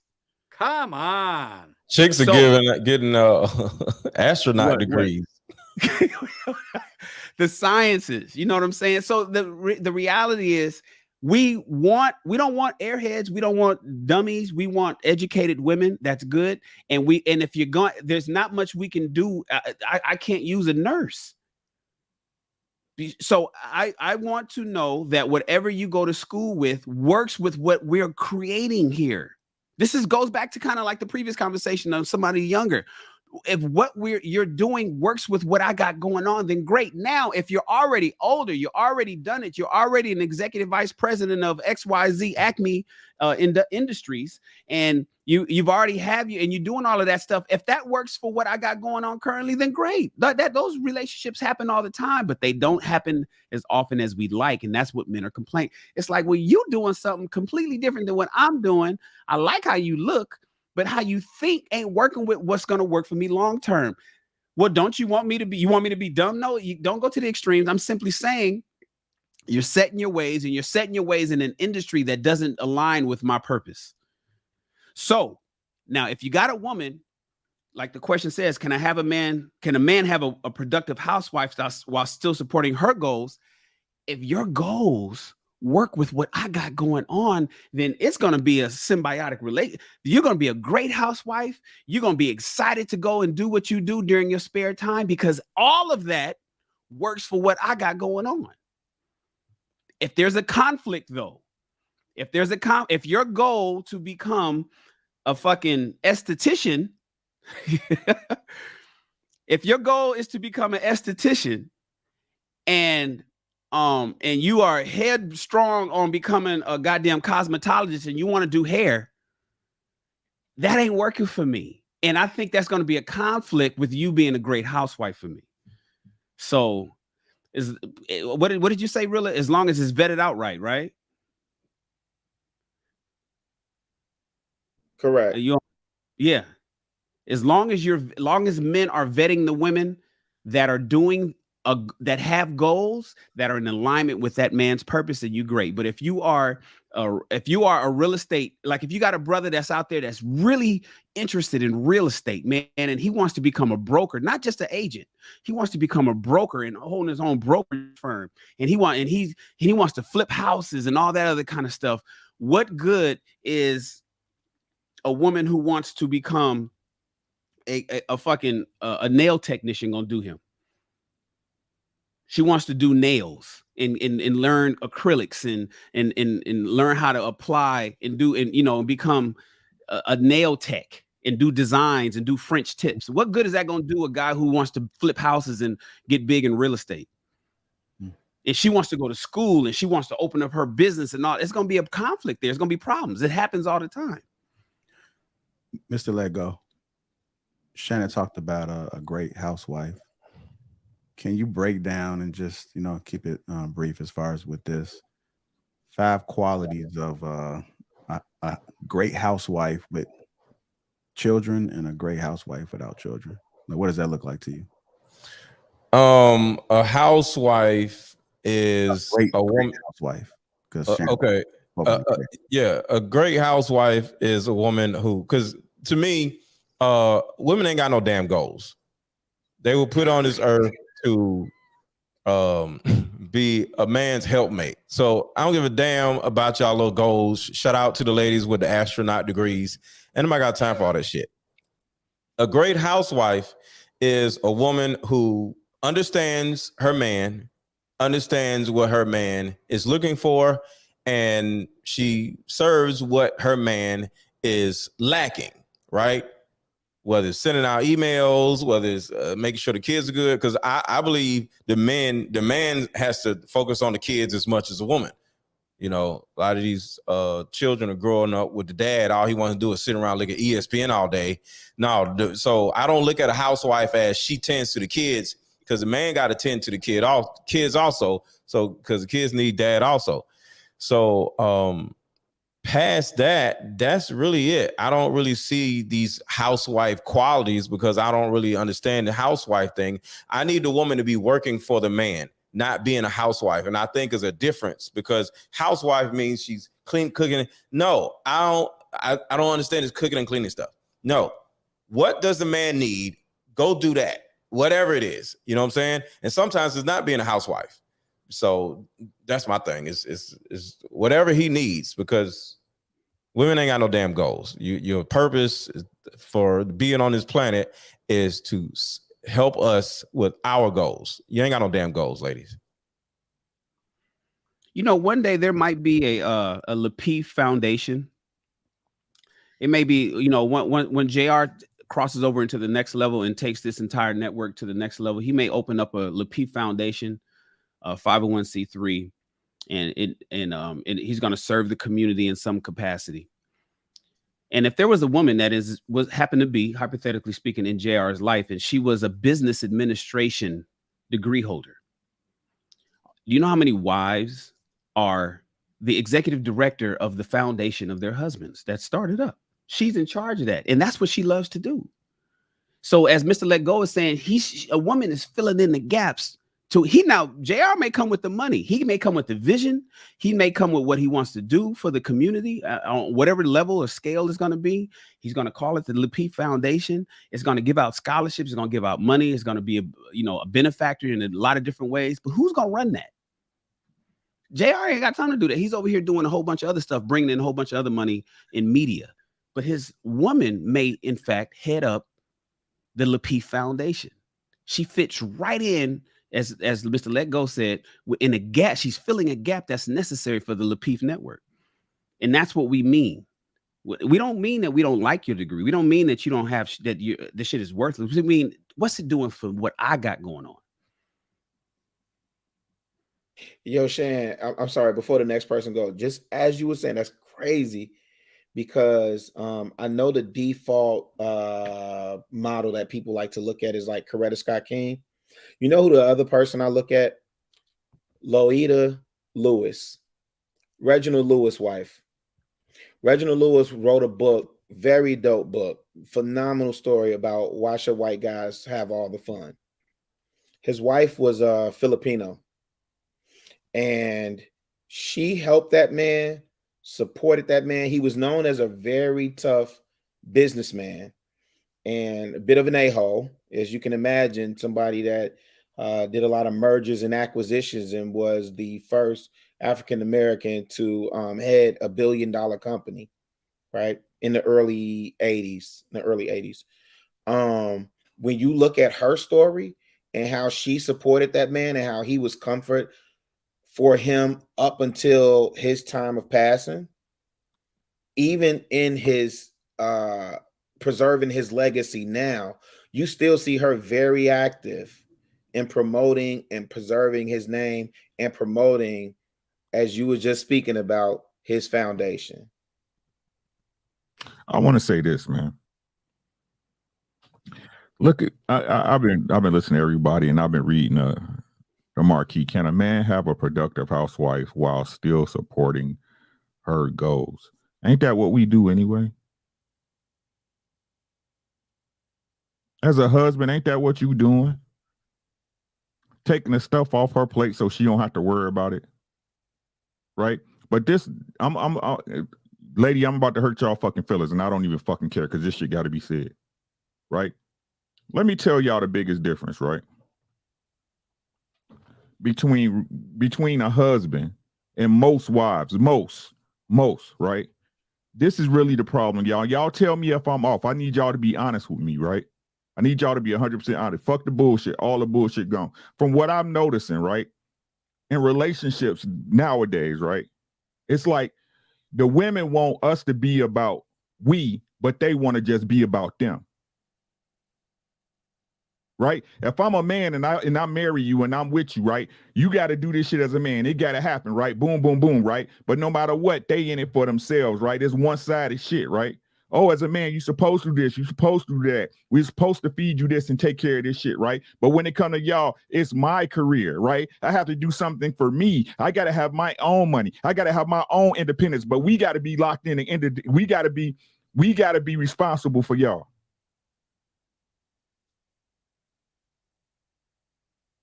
How that work?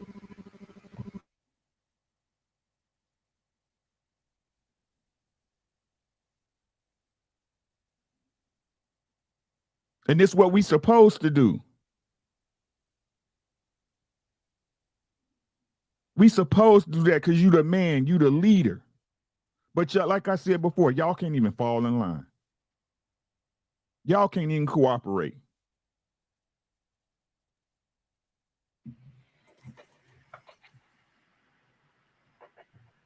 Liars, bro. Y'all, some of y'all deserve to be by yourself for real, bro.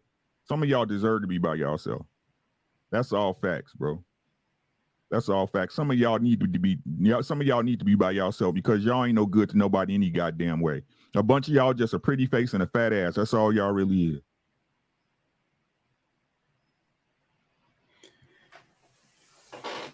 I'm gonna tell you one thing I learned from Ricky Williams months back is the whole idea of what is mine is ours and what hers is bullshit.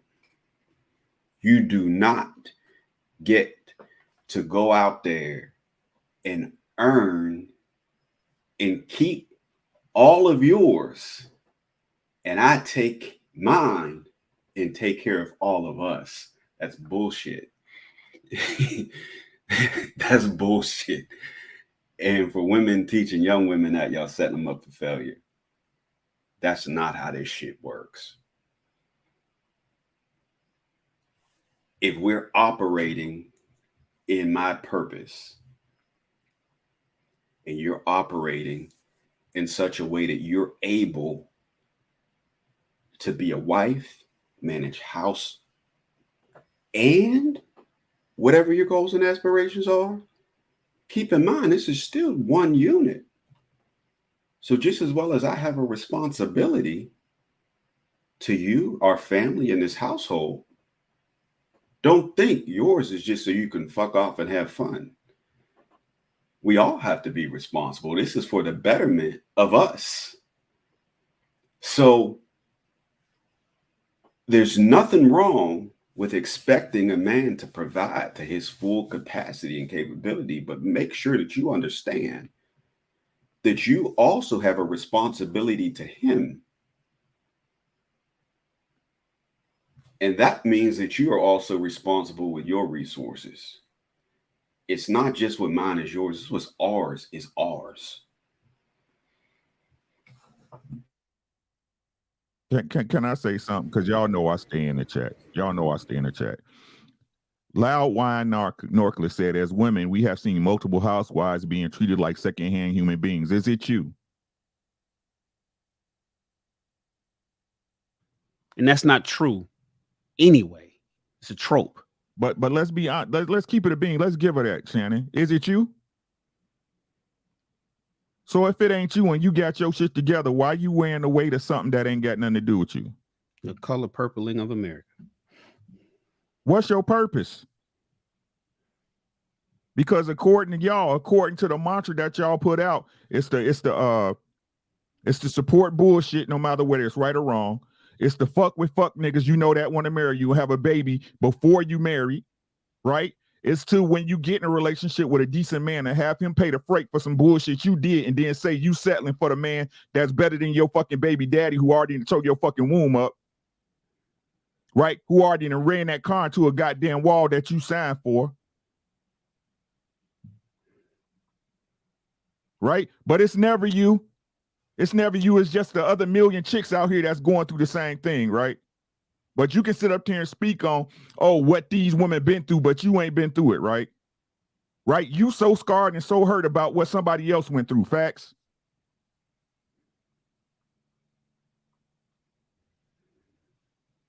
Keep that lying shit to yourself, sis. Keep that lying shit to yourself. See that shit a mile away. Keep it to yourself, sis. Hey, can I read this Proverbs 31 that Sharilla was talking about? This is, I think, some good food for thought for women to look at. It's Proverbs 31, starts at 10. It says, a wife of noble character, who can he find? She is worth far more than rubies. Her husband has full confidence in her and lacks nothing of value. She brings him good, not harm, all the days of her life. She selects wool and flax and works with eager hands. She is like the merchant ships, bringing her food from afar. She gets up while it's still night. She provides food for her family and portions for her female servants. She considers a field and buys it out of her earnings. She plants a vineyard. She sets about her work vigorously. Her arms are strong for her task. She sees that her trading is profitable and her lamp does not go out at night. In her hand, she holds the distaff and grasps the spindle with her fingers. She opens her arms to the poor and extends her hands to the needy. When it snows, she has no fear for her household, for all of them are clothed in scarlet. She makes coverings for her bed. She is clothed in fine linen and purple. Her husband is respected at the city gate, where he takes his seat among the elders of the land. She makes linen garments and sells them, and supplies the merchants with sashes. She is clothed with strength and dignity. She can laugh at the days to come. She speaks with she speaks with wisdom, and faithful instruction is on her tongue. She watches over the affairs of her household and does not eat the bread of idleness. Her children arise and call her blessed, her husband also, and he praises her. Many women do noble things, but you surpass them all. Charm is deceptive and beauty is fleeting, but a woman who fears the Lord is to be praised. Honor her for all that her hands have done, and let her works bring her praise at the city gates. And that's Proverbs 31. So the things that have been stated or listed in Proverbs 31, that men are looking for women that are going to come alongside them and help them reach their particular goals. And in the meantime, you will get to your goals because they will be aligned with the man that decides to marry you. Hey, listen, just real quick, JR, I know you posting shorty comments too, but Ricky, I would just say I would caution us too, because sometimes we don't know if that's a real human being, that's male, female, or a 13-year-old. But you read the first part of what they wrote, and I caught the second part, which I think is equally important, that I think we should address as men. So she said, or they said, as women, we have seen multiple housewives being treated like secondhand human beings because their husband have withdrawn them from their friends, families, and ability to be on their own autonomy. I'm married. I'm in a 6-year relationship. Ricky, I think you've been with your lady for 20 plus years. Humble Dad, I forgot how long you was with Jen. You muted, bro. You muted. My bad. Married for 20. I'm sorry, married for 14, and we was together like 20. Together for 20. I know Shannon was married twice, right? King Rio, three times or twice? Okay, I was about to say, dang, shit. Rio, I know you in a long term, and let go. I don't know your status. Here's my point, though. Of us men, I don't think anyone has a problem. Now, I've never seen some dude trying to hold this woman down. You can't go here. You can't do that. You can't. Now, we'll set boundaries in terms of who you can be around, in terms of your single friends, but it's still by choice and not force. I have the right to set boundaries, but I think this type of, I think somebody said it earlier, this type of trope is just misleading and it's wrong. As women, we have seen multiple, hold on, I'm gonna put this in the back for y'all to see. As women, we have seen multiple housewives being treated like secondhand human beings because their husbands or husband have withdrawn them from their friends, families, and ability to be on their own autonomy. So it sounds like to me like they wanted to do their own thing to begin with. If you're talking about somebody being on their own autonomy, right? Sound like they went on the family plan, the husband game plan to begin with. But to me, that rhetoric is just, it's dangerous, fam. It's dangerous. In her words, she proved my point. Is what I said. What autonomy do you have in a marriage? Did you hear what I said? Where's this autonomy for your husband? Right? Can he go out and continue to fuck bitches and act the way he want as a single man? Is he autonomous in his movements? Or does he have to take everything he does with you and his family into consideration? Oh, but not the woman, right? Not you. No, I should still be able to move the way I want to move and go where I want to go. Fuck that I got a husband. Fuck we got a plan and got shit to do, right? It's because me. All about me. Like I said, y'all want us to take care of we while you take care of me.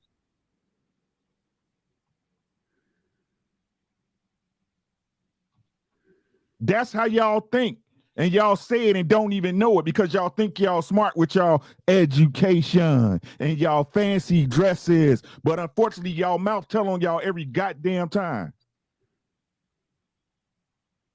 And then the words of the immortal Kevin Samuels, shut the fuck up sometimes. You telling on yourself.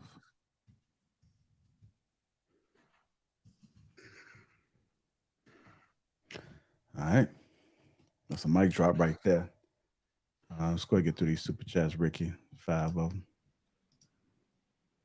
J Speed, brother Ricky, it was just a joke. What you talking about, J Speed? That was a post that he said earlier. I don't think he, from my understanding, Ricky wasn't addressing you, just was addressing in general. But oh, my bad. My bad. It's like JW $2. My bad, OG. JW again, $10. Thanks, bro. We see you tonight. He said, are we going to forget about KS talking about leftover women and other coaches at the age of 25? Only black folks want to wait to marry a 30 to 35-year-old woman. Other coaches marry young women. That's why you don't worry about the stigma. It's an American stigma. Trust me. It don't matter what it look like. What the only thing that matters, Shannon, is what it looked like to you. Dr. Hound, y'all looking for protection? Come get it. I'm here. Use me for the goodness of the good of greatness of our kids. Okay. Sorry. All right, y'all. That's gonna conclude the show for this evening. I know really ready to go. Hey, JR, can I say one thing? I am talking to children, to the people in the chat, to the people that apply to y'all children. Go ahead, Shan. No, it's that Proverbs 31 thing that pops up a lot. I hear it a lot on Clubhouse. Women like to use it as a counter argument to men not wanting women who work, because they say in Proverbs 31 how the woman worked. You know, you want us to be a Proverbs 31 woman, but a Proverbs 31 woman actually worked. She had a job, she had a degree, so on and so. That's what they use, right? And in this last talk we just discussed was talking about as long as her goals align with his purpose. The part that women don't like to mention about Proverbs 31, as Humble Dad just read, is the part where her husband is respected at the gates. They skip over that part. And they don't want to deep dive into that, because when they talk about the husband being respected at the gates, it means that instead of being a hindrance to him, she's helping her husband's advancement, not the other way around. Her influence for good extends to him also. Having domestic anxieties, I'm reading. He's kind of set free to do the shit that he needs to do in the city because he knows that his woman is at home doing what's necessary, working for the further advancement of his purpose. Yes, she had a degree. Okay, let's call it that. Let's say she had a degree of biblical times, right? She went to college in biblical times and she sold, I believe, oils and rugs and carpets and things of that nature. It all worked for what he had going on because his name was respected at the gates. In my opinion, this is when a husband doesn't have to worry about his wife ripping and running, doing shit, embarrassing the family name. He doesn't have to worry about his wife not raising the children and doing the stuff that needs to be done at home. And she's managing the finances necessary that's coming in with her biblical degree to better advance what he has going on for his purpose in life. He found a woman, a Proverbs husband. We always talk about the Proverbs 31 woman. The Proverbs 31 man is the man who has his name respected at the gate because his woman is taking care of her man's business. They never want to mention that part. They skip right past that one sentence.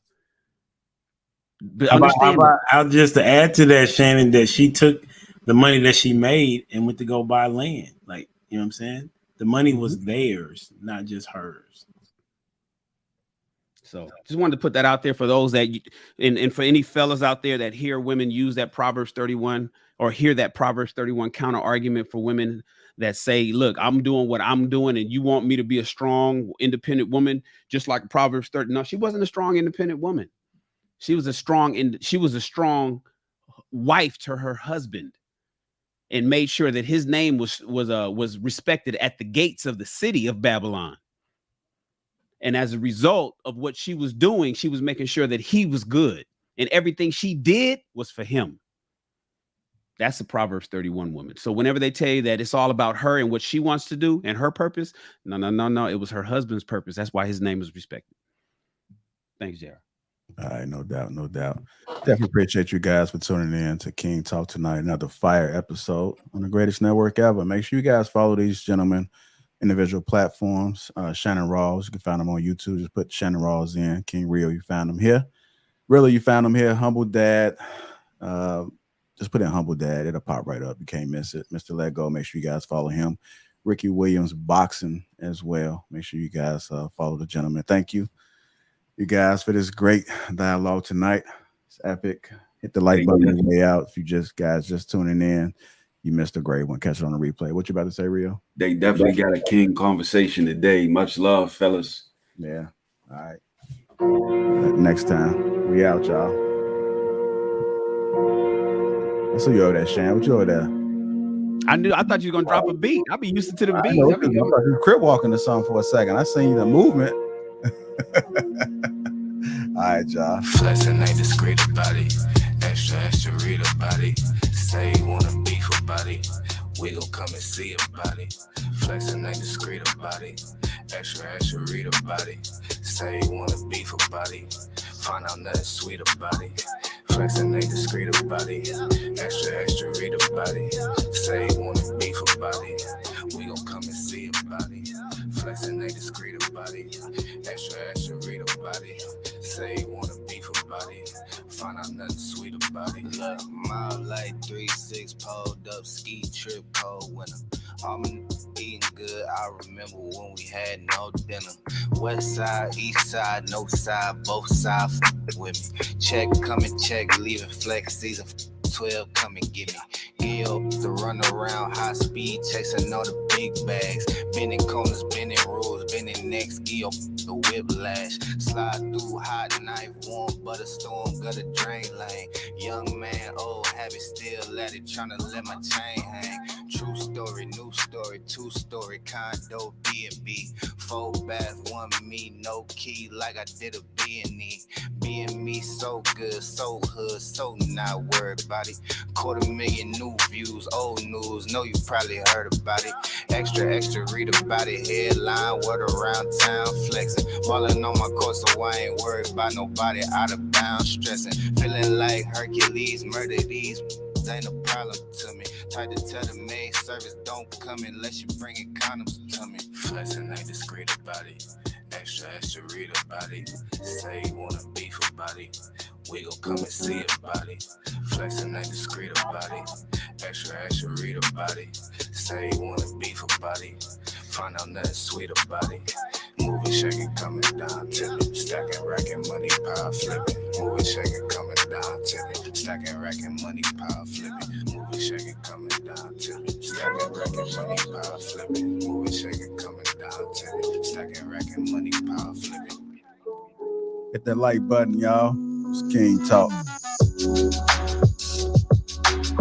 Vibe out for a hot second, y'all. Hit that like button.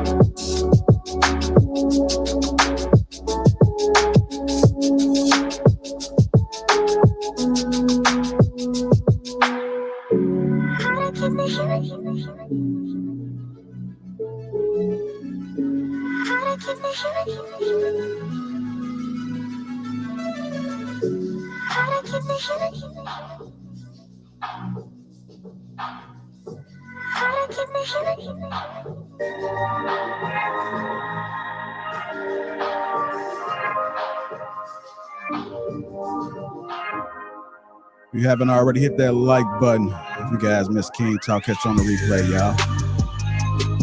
Shout out to my green gang. Shout out to all the first responders out there. What up, my truck drivers? Just going in the third shift, y'all be safe out there. All my second shift, you and your life, make sure y'all be safe getting home.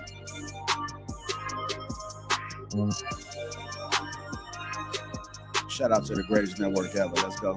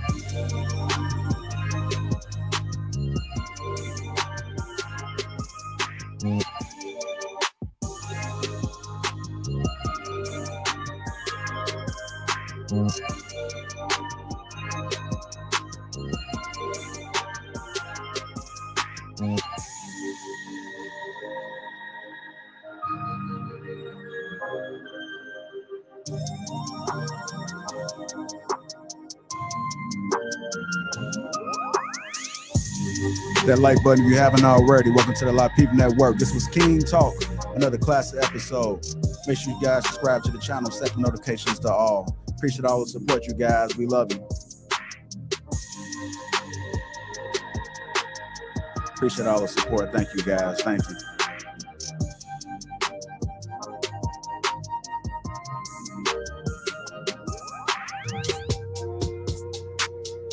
I'll drop the instrumental for you guys. It's the last track.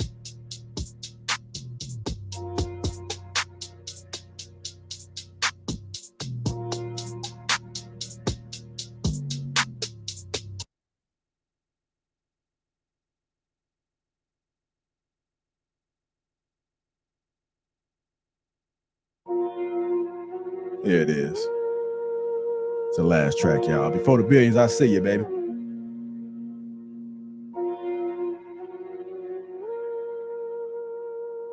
Still got King Talk, still rocking with us in the chat. I see y'all.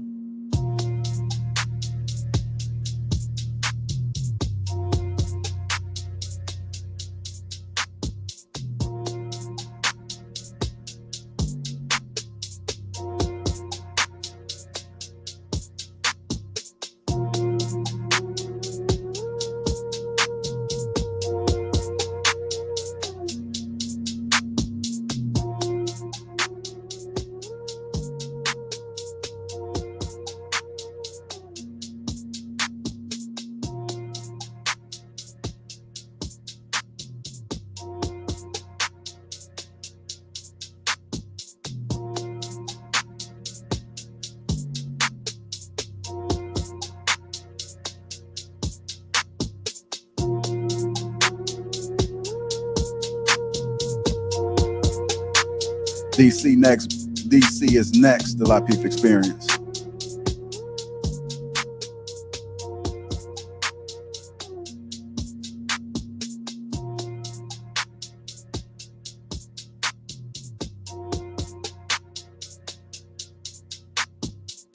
See the chat still going heavy right now. Salute to the chat.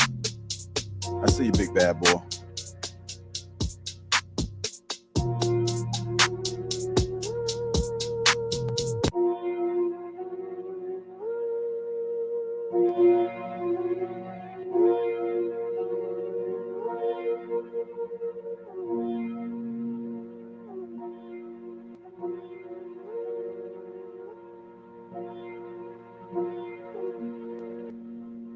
Flexing ain't discreet about it.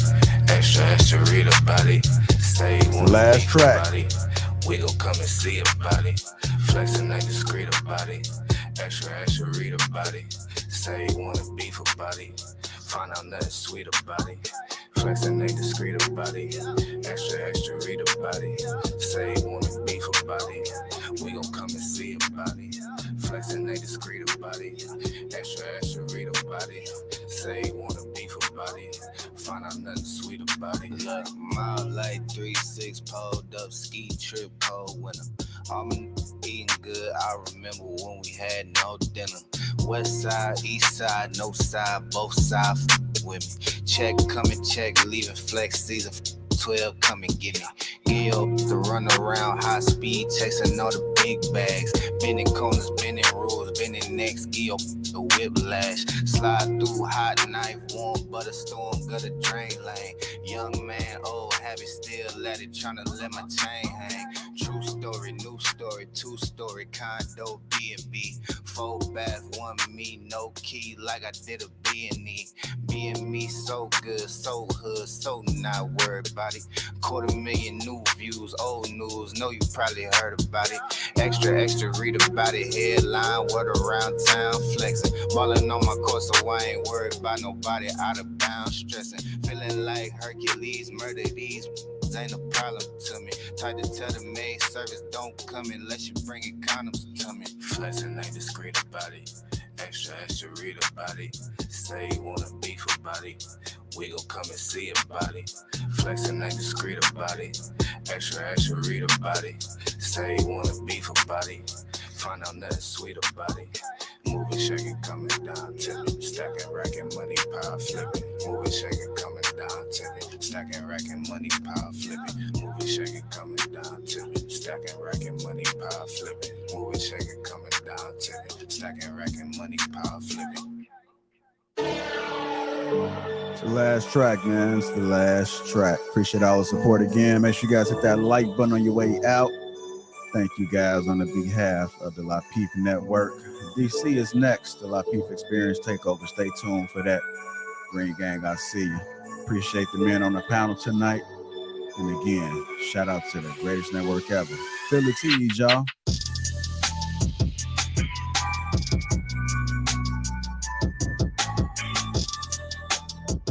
It's the last track.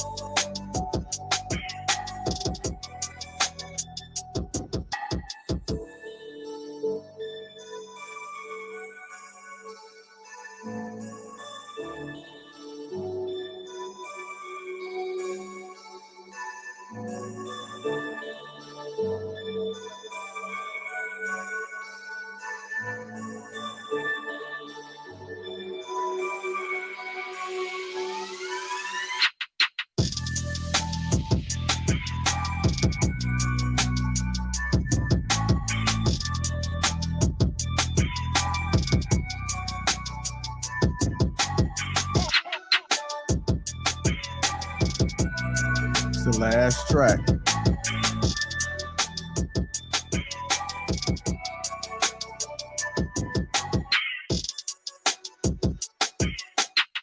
Again, appreciate all the support. Thank you guys. Hit that like button. Hey, make sure you guys check out Ricky Williams on Fridays. 3:30 Central Time. Did you hear what I said?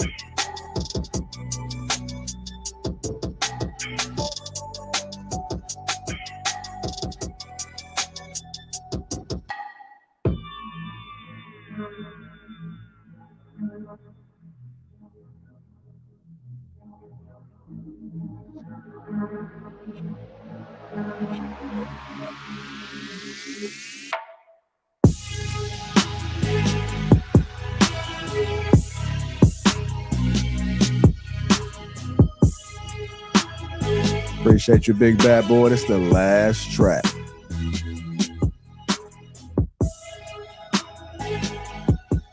I hit y'all one more. Have to hit y'all with one more. It's the last track.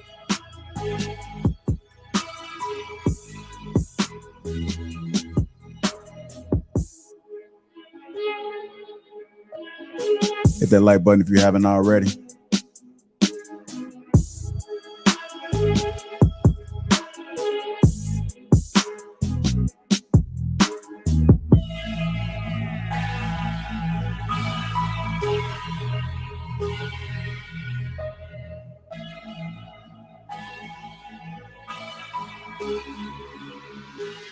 This the last track.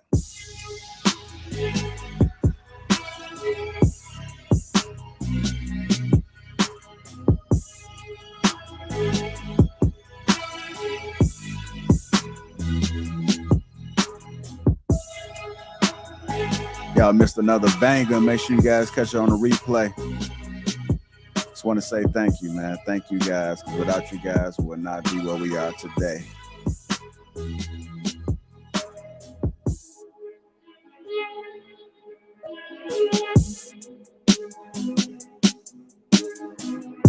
As you guys catch JB Broken Dusty tomorrow, 8 o'clock Central, 9 o'clock Eastern. Stay tuned for JB's Broken Dusty tomorrow. It's the last track, family.